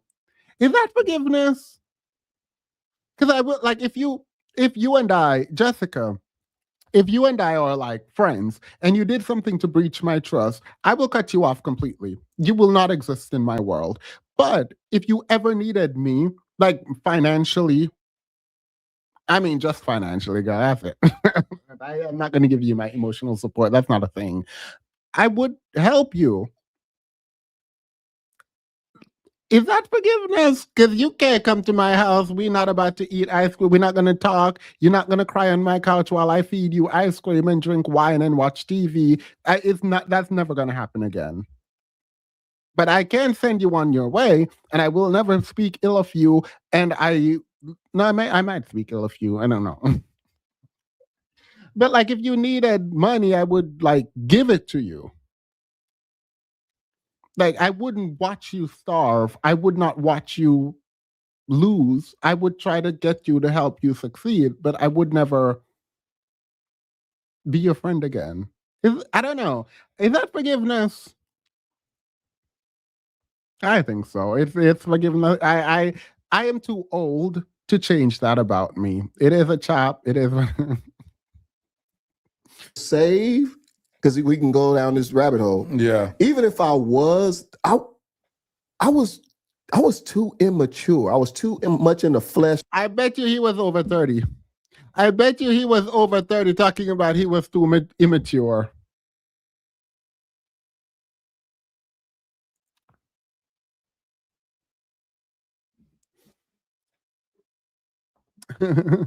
Absolutely not. Caring if you starve, it's not my business anymore. No. As a human to human connection, I would feed a person I don't know. I would care for people I don't know in a very specific way. And when we stop being friends, you kind of become a person I do not know. I will not let you starve. Now, obviously, if you kill someone, whatever. But like, if you lied on me, if you stole from me, if you disrespected me, like, I'm going to still be there. I am still to anyone who I was friends with, girl. It's a chop. We will never be friends. But if you need food, I'm there. Like that. That's the least. Like I no. I will like no. I will not watch you starve. I will never watch you. I will not watch you starve. That's not a thing. I didn't have no control. It was something savage about me in the flesh. Like something was very Depends on what they did. There are very few things that you could do to me that I will watch you starve. There are very few things. No one in my life has ever done that thing. No, there's no human being that I've ever met that has done the thing that I would watch them starve or die. Like there's no human being that I know that we ended our friendship that I would watch them starve. None. None. Zero.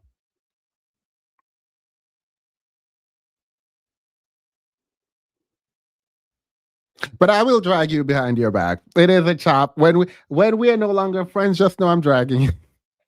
I'm kidding. I'm kidding. I'm kidding. I'm kidding. not holy. Teach. And I was like, I play gospel music. I was raised in church. I sing in a doggone gospel group. I'm married to a gospel singer. I'm all things gospel. Like it, so I'm church every Sunday. You know what I mean? So I'm like, working. Man. So like, this was the first time that I felt like, man, something is wrong if I'm saying I'm supposed to be a Christian. So I started like really like, so I got real broken. Like, first of all, I'm just giving you hopefully quick as I can. I got real broken and I was like, I need you, Jesus, to show me how to be a man. I don't know how to be a man. I missed this. I missed the man stuff. I missed the fathering, the husbanding, all of this stuff. I missed this. So I need you to teach me how to be a man. So what was happening though through that is I was being very, very honest and contrite and broken before the Lord. Like, I don't know what to do. Yeah. And so like God was helping me. He was helping me because I was literally humbled, like humiliated, broken, low, contrite. I was really toe up. And I was like, I need you to help me. And so if I could be honest, he started speaking to me. I could hear him. Don't do that. This is what you do. This is what you say. I was hearing the Lord say stuff to me like, "You're gonna love your wife back to me."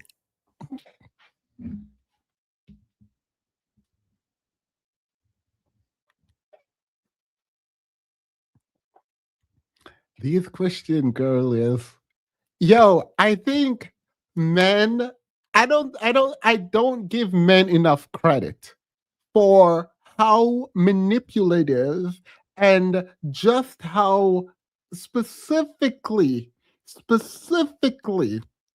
powerful they are in under Christianity. And like how if you buy into Christianity as a woman, these men are not dumb. These men are actually not dumb. When it comes to manipulating women, they are not dumb. Particular women, like Christian women, if you're a Christian woman caught up in Christianity, these men won't go walk you like a dog. They will. They will. Because she is in love. This woman, is absolutely in love. She loved to hear it. God had to tell him to love you. I hear that. I'm a Christian. And if you sat next to me and we're together and you said God told you that you had to love me, it's a chop. It's a chop. I do not care. It's a chop. It means you don't want to love me. If you had to be told that you need to love me, it's a chop. Immediately. And I'm not even pretending like I'm high and mighty. No. My pride alone would not allow me to like you. My pride alone would be a problem. My pride. What do you mean you don't love me and God had to tell you to love me back to? Absolutely not. Yeah, no. Absolutely not. You need to be obsessed. Absolutely not. And if you're not obsessed with me, lie to me. Please lie to me. I am not one of them people that require honesty, and that I require honesty. But if the honesty is that you're not that into me, it's a chat. What do you mean? Absolutely not. You're going to show her my love. Through the way you love her, you're going to show her my love. She's good. Looking for me. She's looking for my love. Good. So you're going to show her my love. And I'm like, oh. Whoever said this is her God, you're right. Whoever said this man is her God, you are right. When he said, you need to show her my love, you need to love her back to me, God is in him and she sees God through him. That is what he just confirmed, and that's insane to me. Diabolical. I do not care how much you want to pretty it up. God is a man in the Christian world, and these women see God in their men. I'm gonna do that. I can't tell her that, Lord. I didn't tell you to tell her. I just told you to do it. You're gonna show her my love. And so he's telling me what to do, showing me what to do. And I'm being strong and empowered. My wife will be saying stuff, run, Forrest. I know you're about to run. And she'd come at me with I'm sorry, I don't know if I'm supposed to say that, but she was mad and she was angry. So she would be trying to, hurt me. Yeah. so I'll be physical harm to your body. Yeah, and I'll be standing there like, I don't care. I did. That's not funny. That is not funny. I don't know why they're laughing, and I don't know why she's folding her eyes as if this is some cute story. You were physically trying to harm someone. At this point, you should have been separated. The point at which someone hurt you enough to where you want to unalive them and you're physically assaulting them, you need to step away. You need to go. Now, I ain't going to say whether or not he deserves to be dragged, but you need to go. You should never put yourself in a position. Mind you, I am always for the plot. I will never physically harm someone unless I'm defending myself. I would physically, it's so gutter and disgusting and vile. It is the lowest form of human engagement to put your hands on someone. That's not a thing. It is degenerate. And I don't care who's doing it. It's not cute. Do not put your hands on people. Yesterday, I was going to say the other day. Remember I told you those that gay couple, the lesbian couple who came out with me, they were dancing with me or whatever. And then this other girl, I won't say her race, comes over and she's dancing with me. And I'm like, okay, period. Here we go. She grabs my face and I moved her hand away and she grabbed my arm and It's like, girl, you see, I'm leaving. This, by the way, is why I left. She grabbed my arm and she did it a little too aggressively because I told her, like, do not touch my, like, don't touch my face. Like, do not. Absolutely do not touch my face. So I moved her hand politely and she gonna grab my hand. I was like, you know what? Let me just go ahead and leave. Don't touch my face. Putting your hands on people is insane. This to you, so I'm gonna love it out of you. I said, with the help of the Holy Spirit, if you forgive me, if you stay with me, I'm gonna fix this. Stop right there. Yeah. What did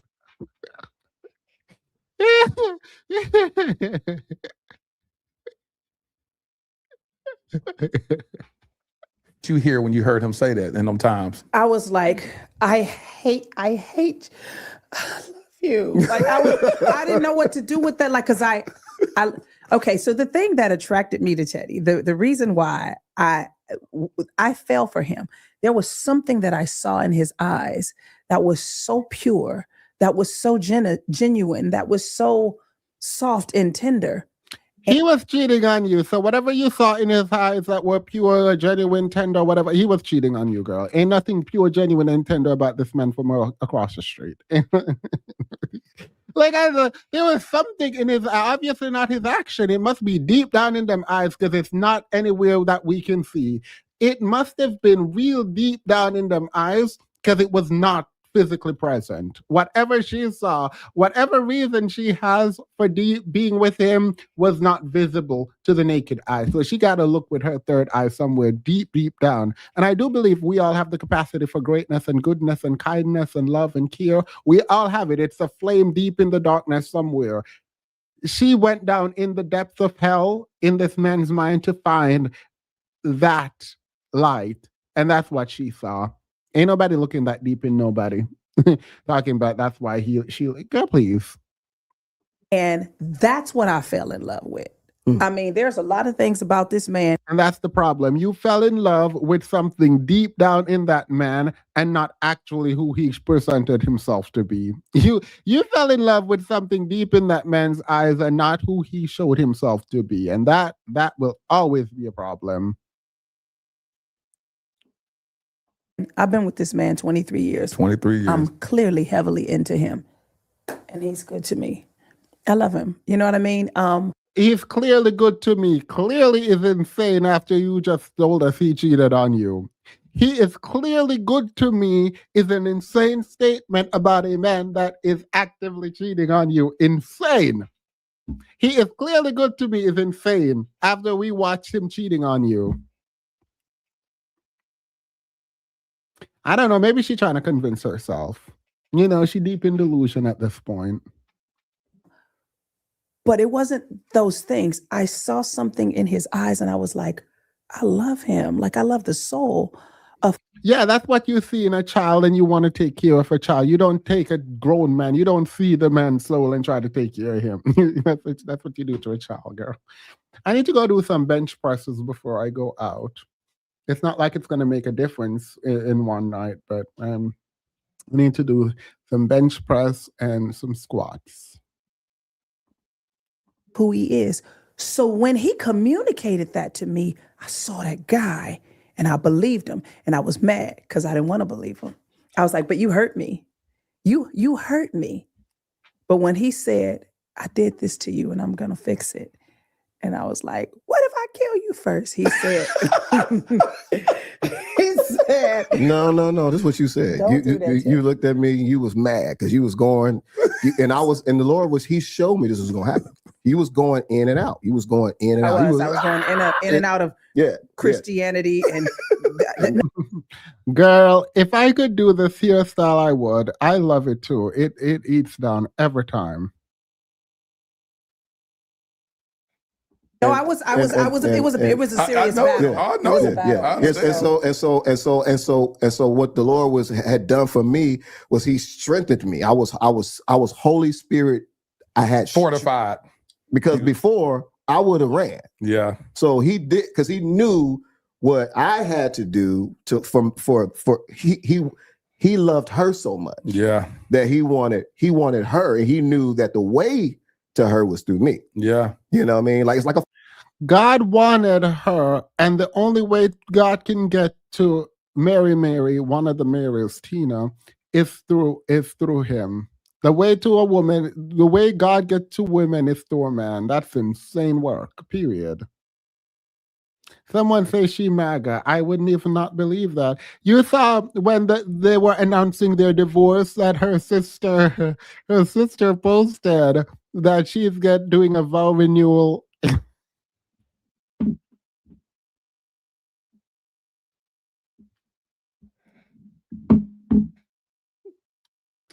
I don't fight, but my brother and I would have to throw hands. Funny enough, my brother would never hit me. My brother would never. I wouldn't hit him either. But like, girl, absolutely not. Absolutely not. What do you mean I'm going through divorce when you posting that you are doing a vow renewal, girl? Absolutely. father, right? And so I was like, so I was there, and she was she looked at me one. Erica's husband cheated on her. Girl, ain't no way.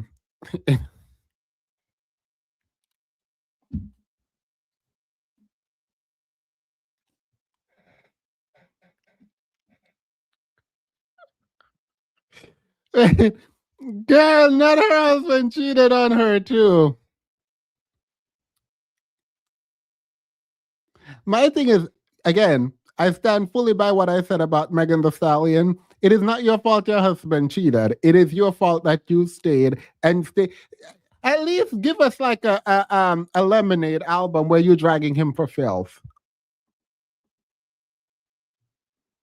I was like, don't you think you deserve to die? And I was like, wow. I said, yeah. Oh, I said, yeah. I said, the wages of sin is death. I said, if you kill me, I'm going to be with the Lord. Because I've repented. But if you don't, I'm gonna make this up to you. He said, if you don't, I'm gonna get you back. Yeah, I'll make this up to you. He said, all right, well, go say hello to God for me. If those were my choices, because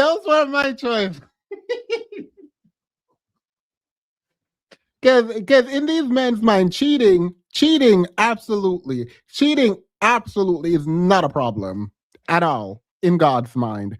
In these men's mind, cheating is not an issue for God, even though God allowed for divorce for cheating. But period.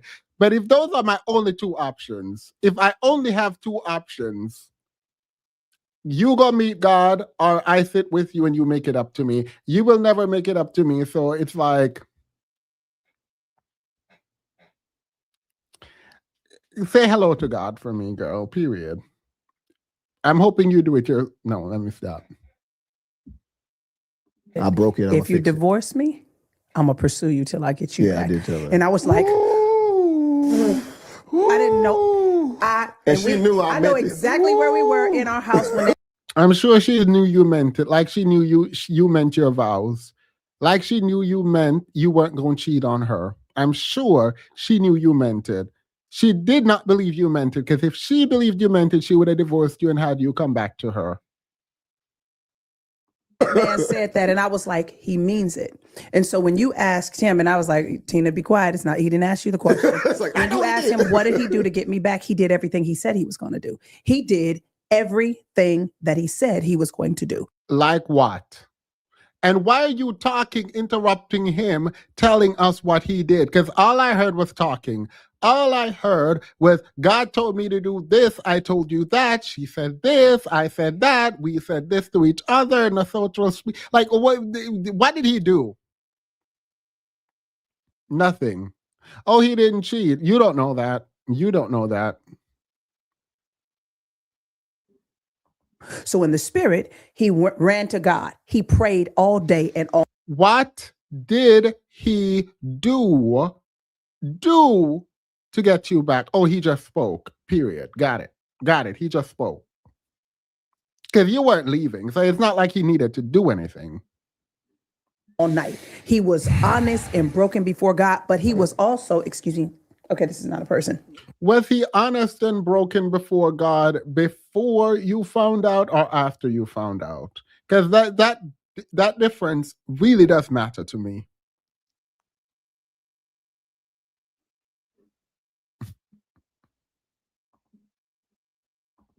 Let me know how I can get my husband back after cheating on him. Anyway, You okay? are you all right? You all right? You need prayer? You need prayer. But he was Pray for me. Exactly. Pray for me. Right. But he was honest to God, but he was honest to who he had offended. The Bible says before you bring all your Offerings. stuff to me, Yeah. all these sacrifices and stuff to me, Make it right. go over there and make it right with who you done offended. And he did. So he would make it right with God and be empowered by God to come to me because I was no easy way. And he would repent of everything. And everybody is not like this. And I don't actually recommend this for everybody who's trying to heal from infidelity, everybody who's trying to make it through. Heal from infidelity is insane. I don't recommend that everybody do what I did. God didn't give everybody a platform to be open, and that's how I am. Right. So I'm who I am in the public or behind closed doors. I think we're both pretty open like that. But God didn't put it on everybody's heart to just go talk and just go. You need to know everything. I needed to know everything, and my specific words was, "Tell me everything that I'm forgiven, lest I take my forgiveness back." I'm forgiving what I know I need to. KJV. I said less. You got KJV, holy. You got KJV version. King James version on it. Oh, she was Grace with this thing. Yeah, she's saying y'all other Christians could never. She didn't say it like that. She said, so this might not be your way, but this was mine. I was given a special kind of grace, a special kind of power. Bingo card.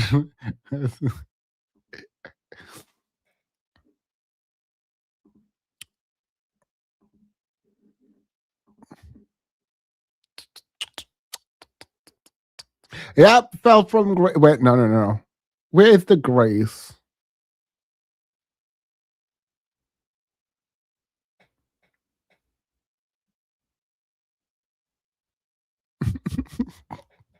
The way that we had bingo every which way is insane. The way we already have bingo every which way is actually kind of insane to me. Lest I take And I my meant it forgiveness because back. God had empowered in my broken state. God had empowered me to forgive. Period. Period. God empowered you to forgive. He didn't empower you to leave. God didn't empower him to stop cheating, him to not cheat on you, but God empowered you to not leave. Period. But I guess in my flesh, I needed to know exactly what I was forgiven so I would do it completely. I didn't trust me. I didn't trust me to forgive him entirely if I had to keep finding out something. But I don't see nothing wrong with that. I don't see nothing wrong with what you asking because at the end of the day. Wait, what do you mean? How can you forgive him for things you don't know about? Period. Yo, this like blanket forgiveness, girl, y'all be giving those out. Y'all be giving... Girl, anyway, I'm not about to sit up here and give you a blanket forgiveness. I'm in need clarifications. It's like when the Bible says, cast all your cares on me. Yeah. You don't just cast some of them, hold some back. You're going to just keep on doing it. I couldn't hold some back. I needed to. And so when he gave it all to me, I gave it all to God. It's that confess your faults one to another. Yeah, so that you may be healed. And I realized that's the Lord showed me that. Girl, we've been getting bingo every which way. We've been every which way. We got bingo like 3 times over. He was like, if you want to be free, it wasn't because she was asking me to tell her everything, because I was scared to death of what I was going to lose if I told her everything. He said, if you want to be free, completely free, you got to tell her everything. And that's when I was like, because I wanted to be free. I didn't want to be in the life I was in. I didn't want to be in the life I was in because I was writing songs about me being with her and coming out of the sin that I was in, and the girl trying to break up my home and this all. coming out of the sin that I was in, not the sins that I engaged in, not the things that I did, and women trying to break up my home as opposed to you actively engaging in the disruption of your own home. It is insane how much of his action is externalized to the fact that I'm talking with a bingo card in front of my face is actually insane. I just looked up and realized that I can't. I'm so unserious. At this point, I'm so unserious.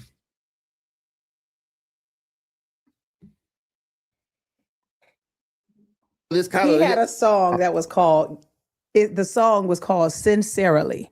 Get away from me, it sincerely. was Sarah Lee. But You it was trying but to- everybody thought we was saying sincerely, sincerely, That's like dope. but it was I got to tell them sincerely. these words. Yeah. The song said, you trying to take everything I own, my wife, my kids, my home, all because of your sexy ways.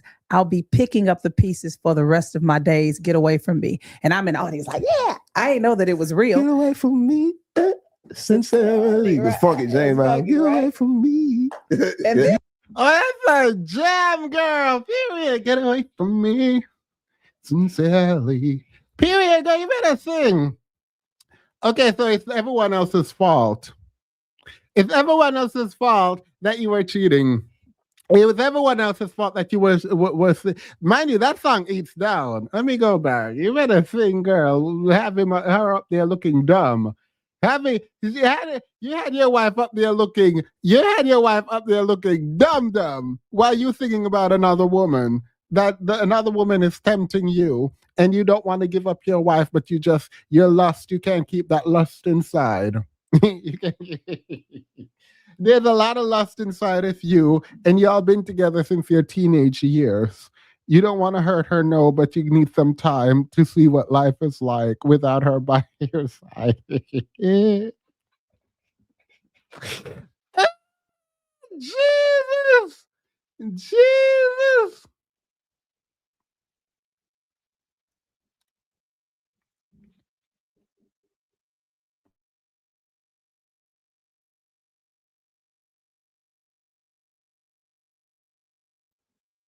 Yeah. the song said, you trying to take everything I own, my wife, my kids, my home, all because of your sexy ways. I'll be picking up the pieces for the rest of my days. Get away from me. And I'm in the audience like, yeah, I didn't know that it was. Girl, stop. I need him to sing it. Get away from me. Sincerely. Actually, let me look up this song. I found a new song I'm gonna be singing. I don't know what y'all doing, but I just like, what's it called? Sincerely.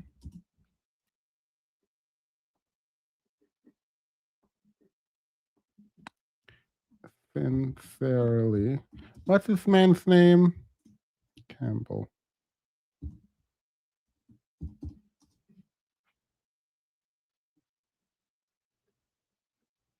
But where's the song?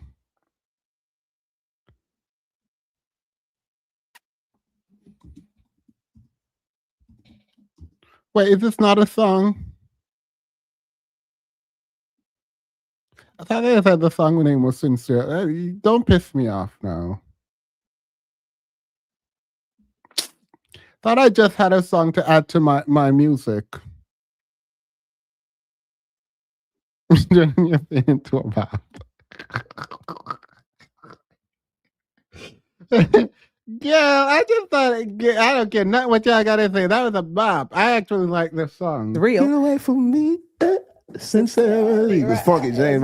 Get away from me. And You then he had actually another, wrote that about your life? and it was another song that he Wrote it had. with a couple of Harold Lilly that wrote Yeah. All God. We wrote that together. Jubu. It was another song that I think he.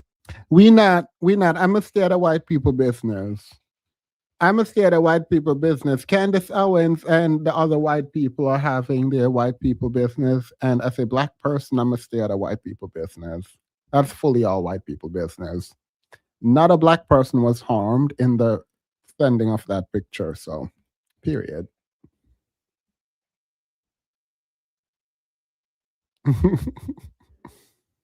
wrote with those same guys called Marry Me. And we actually did a video for that song and put that song out over the last couple of years. It was called Marry Me. And it was talking about, can we just do it again? And do you know that when I got to my roughest point, because I was like, how can I ever trust?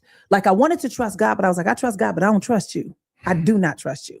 And don't tell me to trust you because you don't have credibility with me anymore. So you can't tell me to trust you. You just have to be trustworthy and hope and pray that it works out. But don't tell me you're a good man. Don't tell me you're doing the right thing now. And don't tell me to trust you. Don't do that because you broke covenant, right?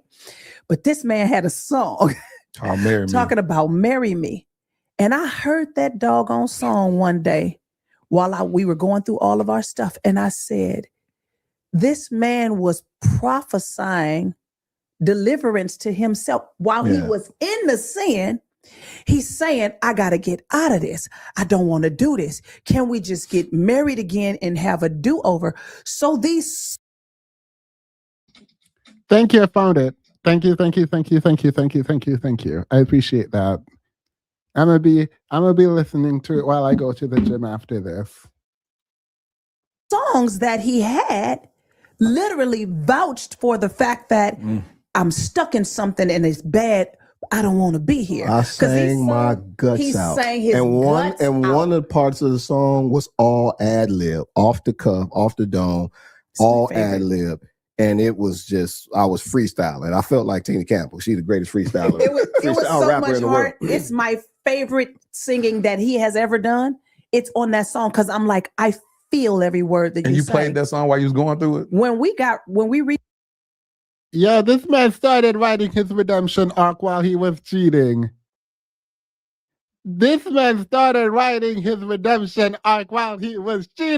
Period. You other cheaters need to step your cookies up before they crumble. The hoop she's jumping through is insane. No. Yeah, she gonna keep jumping. The fact that while he was cheating on her, he was writing his redemption story is insane. And she's sitting up there talking about he was prophesying over what would be. She's sitting up there saying he was. Yeah, I take it back. Maybe it is not that these men are manipulative and convincing. It's just like women just want to believe what they want to believe. And that's just that on that. Because ain't no way. This man started writing his redemption arc halfway through the series. You know, at the end, when you get the redemption arc from the protagonist or the antagonist and protagonist, this man started writing that in the beginning, girl. In the beginning, there was man, and he was doing what he needed to do. He was cheating and then writing about how God gonna save him from this cheatation. This ain't true. I'm about to listen to Teddy's music about cheating. Sincerely, I'm literally about to listen to that song that they just played. We renewed our vows. I walked down the aisle to that song. That song was written and sang in infidelity. 2 years.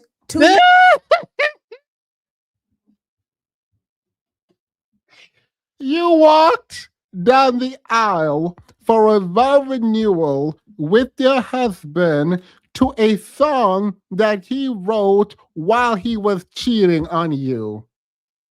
Dirty, nasty work. Nasty, diabolical work. I can't believe I didn't watch this before. That insane work.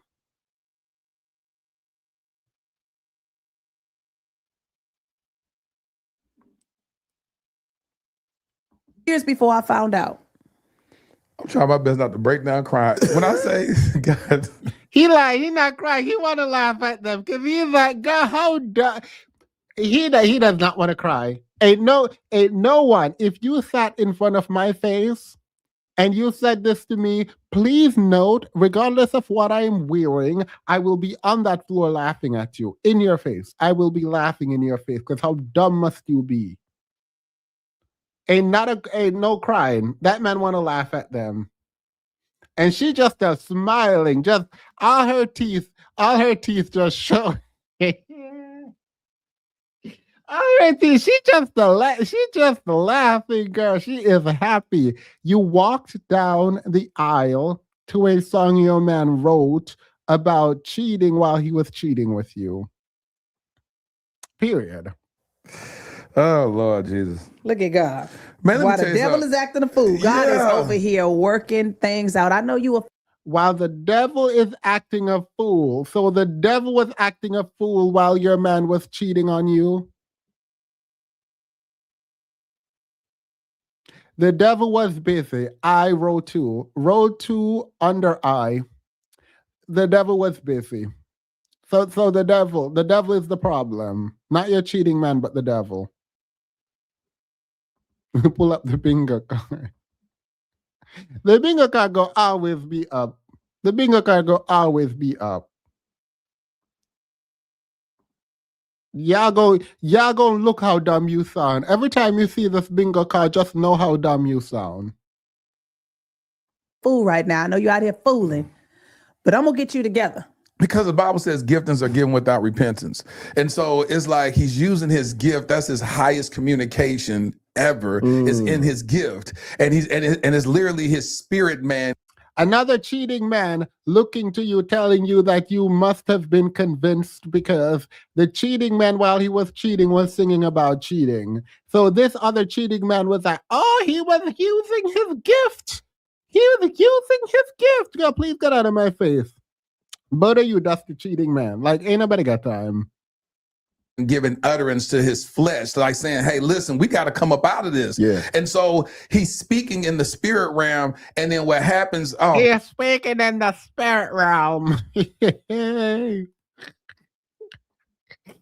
Yo, one thing for certain, two things for sure. Never take your marital problem to a man who was also a cheater in his marriage. Don't do it. It's gonna always be a chop. yeah, that blesses my soul because now he's speaking prophetically to the man that he wants to become while he's yet a sinner. Yeah. That part. That's what makes me want to run around this doggone stage. That's some powerful that's God powerful. stuff. That's powerful. He said that's powerful because y'all putting a lot into what he said, and he's like, "Girl, I was just trying to think about my side chick and my main chick."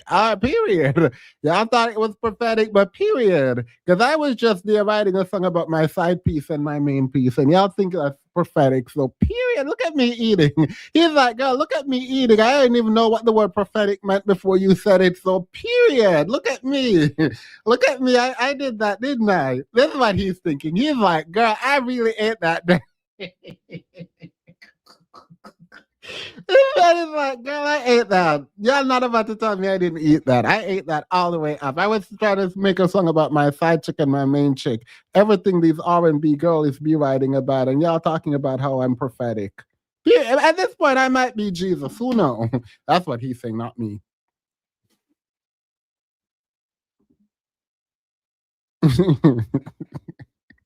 While you're yet in sin, come on. God is compelling your heart, and you ain't necessarily out of it. But he talking. Girl, God did not compel that man. That man wanted to sell records, and he was writing about cheating on you while he was cheating on you. That is not speaking in the spirit. He was literally reporting on what he was doing. He was reporting on what he was doing.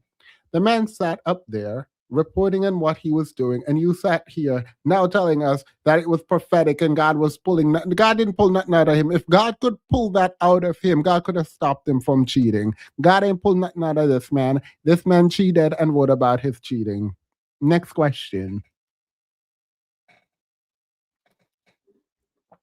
You and you speaking it. Yeah. You speaking it out. God, I don't want to be in this. God, I know I'm wrong. God, can you give me another chance? But he also, what he did was so beautiful. Thank you for bringing that out. What he also did, though, was he gave you something you could hold on to. Yes. He gave you something you could hold on to. A cheating husband. The God gave you a cheating husband to hold on to. I actually want to hear. I have no clue what the thing is that God gave. Oh, the song? Is it the song? Wait, God gave you a song to hold on to by making your man cheat on you and write about it? Is that what God gave you the song to hold on to? Is that why you played it? Is that why you played it at your wedding? Because you thought this was God made. You thought God made that song, but ain't no way. God, after this, I have to go because if I don't go to the gym, I'm going to miss my appointment with my gay girlies. That's what I'm saying. You For her see- to bring you see that that? song up, that's what I'm God- saying. God is Because she's bringing the song Yeah, up. Like when you sang this song, you was out there wilding out on me. Because she can have a different heart posture. She'd be like, this is the most hypocritical song I Yeah, ever heard. exactly. And she could hate it. Yeah, don't miss exactly. it. So God knows me. God communicates to me in song. And he ain't told you your man was cheating on you. So God over there having full-blown conversation with your cheating man. God over there pulling songs out of your cheating man. God over there telling your cheating man to go on TV and embarrass you on TV. And God speaks to you, Miss Tina. And God ain't told you your man cheating. So God telling you everything but what you needed to hear, that your man was cheating on you. God told you, God have you sitting up in a dusty marriage for I don't know how many years, and God speaking to you. God has been talking to you. And that God ain't never told you that your man was cheating on you.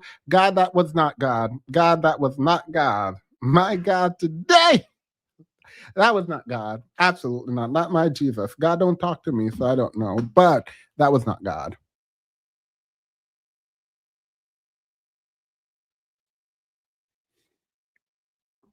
Your nails are actually really cute. The way that I've been moving my hands to put them in the screen, because I'm about to get these. The lady, I'll tell you a story about it. I don't like people who go to the nail salon and the massage. Like the way these women in the salon just kind of ignore the workers. It is very bizarre. To be fair, this is my first time. So like I didn't know, like I try to talk to them, they don't want to be spoken to, by the way, which is fine. But like the way they're ignored and almost like they're like ghosts doing people's nails and feet, like there is no engagement with them. And you can tell she was laughing with me. I'm joking when they say they don't want to be talked to. She was joking and we were talking and trying to find the right words which we both can understand. But the way these women just sit up in the salon and not like engage with the workers is kind of insane to me. It is kind of insane. Whenever I fast, whenever I pray, a song comes out of it. That's why I got like 4 albums waiting. Teddy and Tina music, music with my family, music by myself. I could put out 2 records or 3 records right now because I spent the last 7 years just praying. And so God knows that my communication is through music. I mean, he was orchestrating that thing while the sin was still going. When people ask people like us, like, oh, why are you Christian or why God? Why not God? Who fresher than God? Like we went through hell. We went through hell and God was orchestrating. We did not go through hell. Well, I guess you, in a way, you both went through hell. But let's be very clear. He dragged you through hell. He intentionally went to hell. You were dragged there. So in that way, you both were in hell. But the way you got there, it's like slavery, right? Where people like, oh, slaves migrated to America. No. They were dragged to America. It's very different than like visiting. You did not go to hell on like a sweet like summer trip to get some heat. You were dragged into hell by the man who was willingly going there.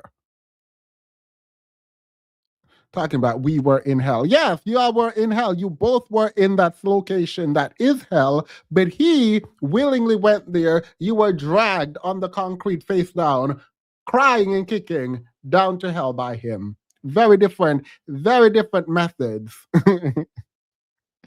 The conclusion might have been the same. Y'all were both in hell, but it was predicated on completely different causal mechanisms.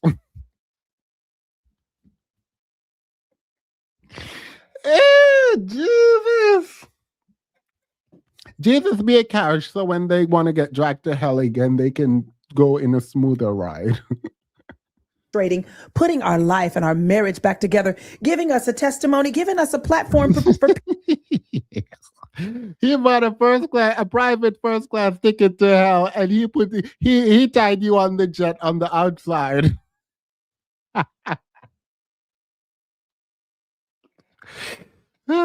people to see deliverance. Do you know how many people have told us our marriage is together because of y'all?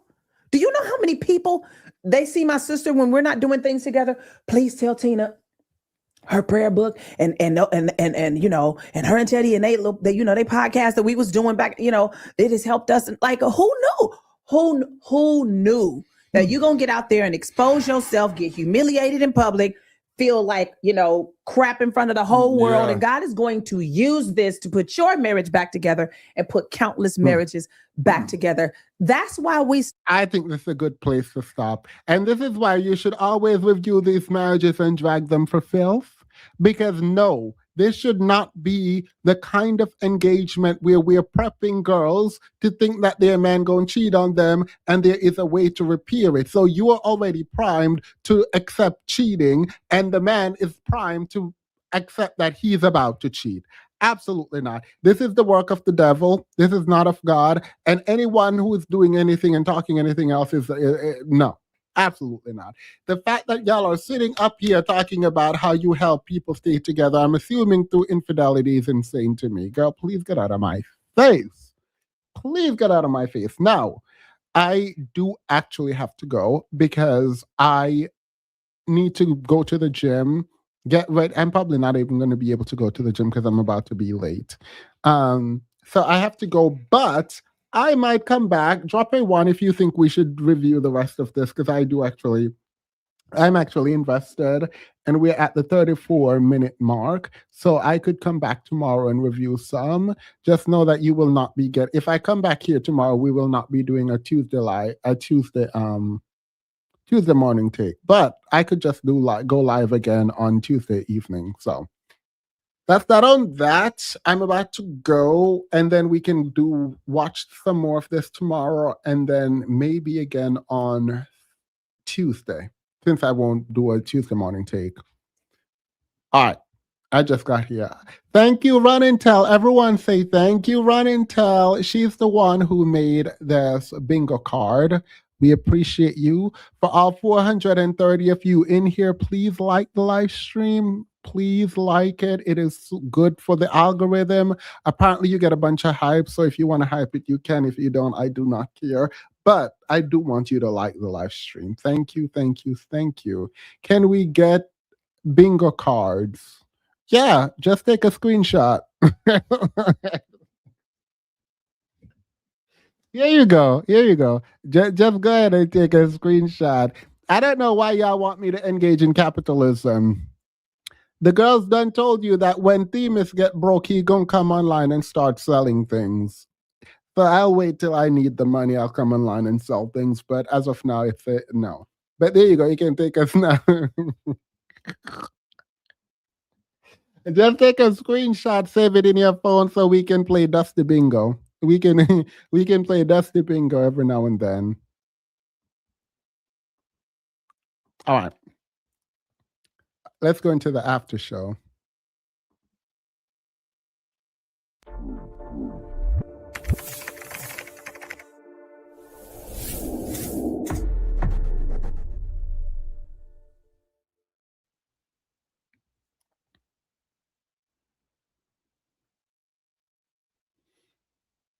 I do hope that Megan Thee Stallion is okay, because I don't think she's prepared for the amount of hate she's about to get. But anyway, I'm also disgusted by the amount of Christian influencers online selling God.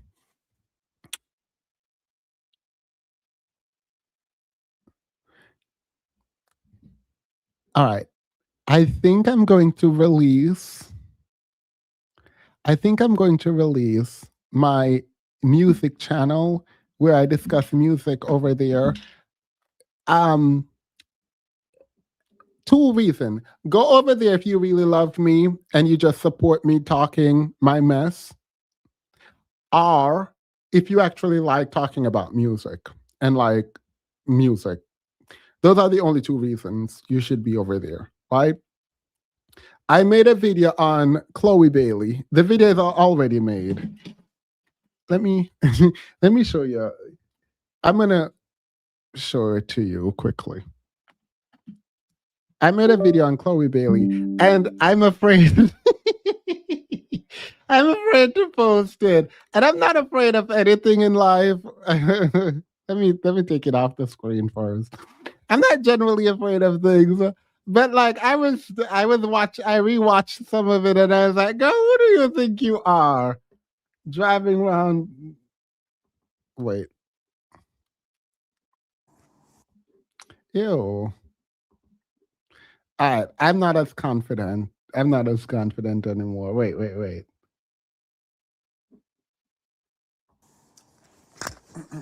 Oh, period. Waist waist unsnatched.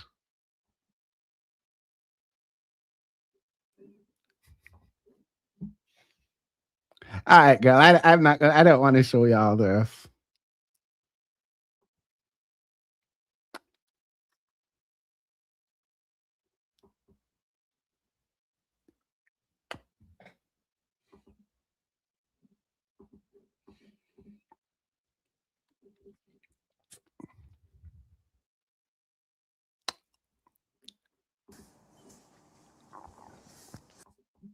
Give it to the girls, but she didn't. Yes, absolutely not. Absolutely not. Absolutely not. I'm not gonna do this. I'm not gonna do this. I'm disgusted. I'm disgusted with myself. I'm gonna take everything that I just said back, and I might come back at a different time. And I it's not even anything that I'm saying. I'm just looking at me, and I'm like, girl, please get up. Ain't nobody trying to see nothing.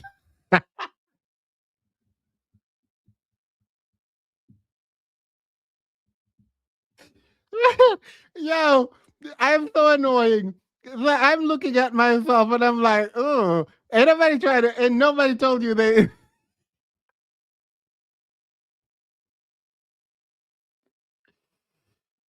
Ah, 100%. oh my God. I cracked myself up. I cracked myself up because show it theme. Well, let me put it in the editor first. Let me do something quickly. Let me. I'm so disgusted. Give it to the girls. Wait, no. I have to do something. I have to cut something out. I'm gonna show it. I'm gonna show it. Please do not sit and wait for this, but I'm gonna show it. But I have to do something. I have to fix something first. I can't give it to you unfiltered. I have to um zoom in on something because the way my couch looks a mess is not, it's for the birds and the bees. So let's do filter, add size, and then zoom in, move up. Let's zoom in some more. All right, let's move that over. All right, let's zoom in some more. Okay, let's see. All right, this is a terrible. This is a terrible cut. I didn't realize that I was wearing my PJ pants when I did this video, so that's why. Let me.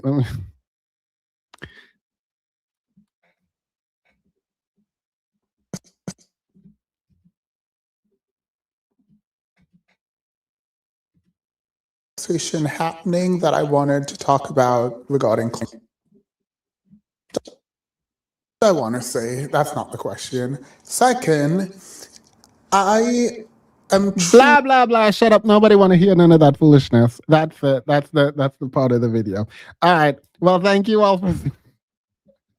I'm so ignorant. I do not know why. Anyway, that's that on that. Have a wonderful day, everyone. I appreciate y'all for standing by. I don't know why.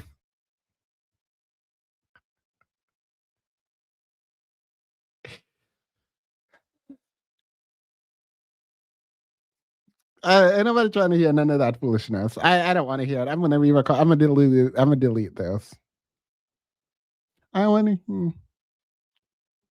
Yeah, no, I know. I want to. I feel like the reason I wanted to do this is that there isn't like engagement with like R&B and like black album in terms of also like pop, because I'm gonna do pop generally.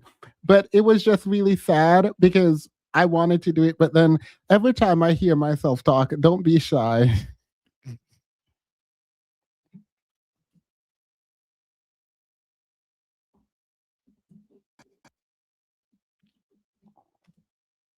Hi, guys.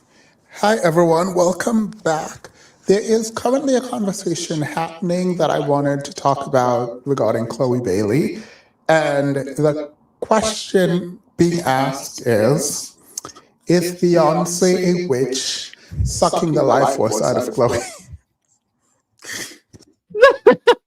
I just be doing things. I just be doing things. Ain't nobody got that. I forgot that I said that. I forgot. Wait. Sucking the life force out of Chloe Bailey. First, I want to say that's not the question. Second, I am truly appreciative of the way that people are concerned, particularly young Black girls are concerned about where Chloe Bailey is and as an artist and whether or not she is meeting her true potential. There are a couple of things that I want to talk about. And the first, talent and just her presence, star quality that is. Blah blah blah. All right, I'm done. That's it. I can't do this anymore.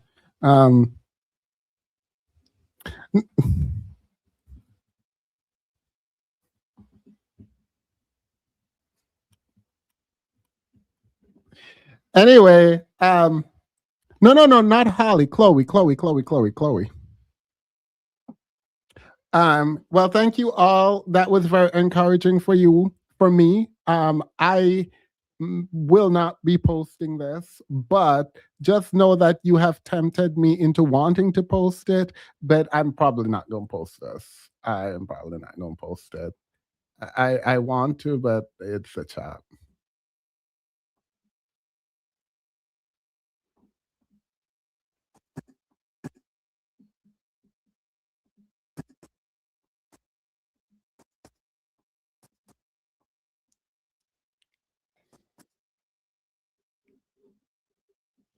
All right. Have a wonderful night, everyone. Bye. Have fun out in the streets.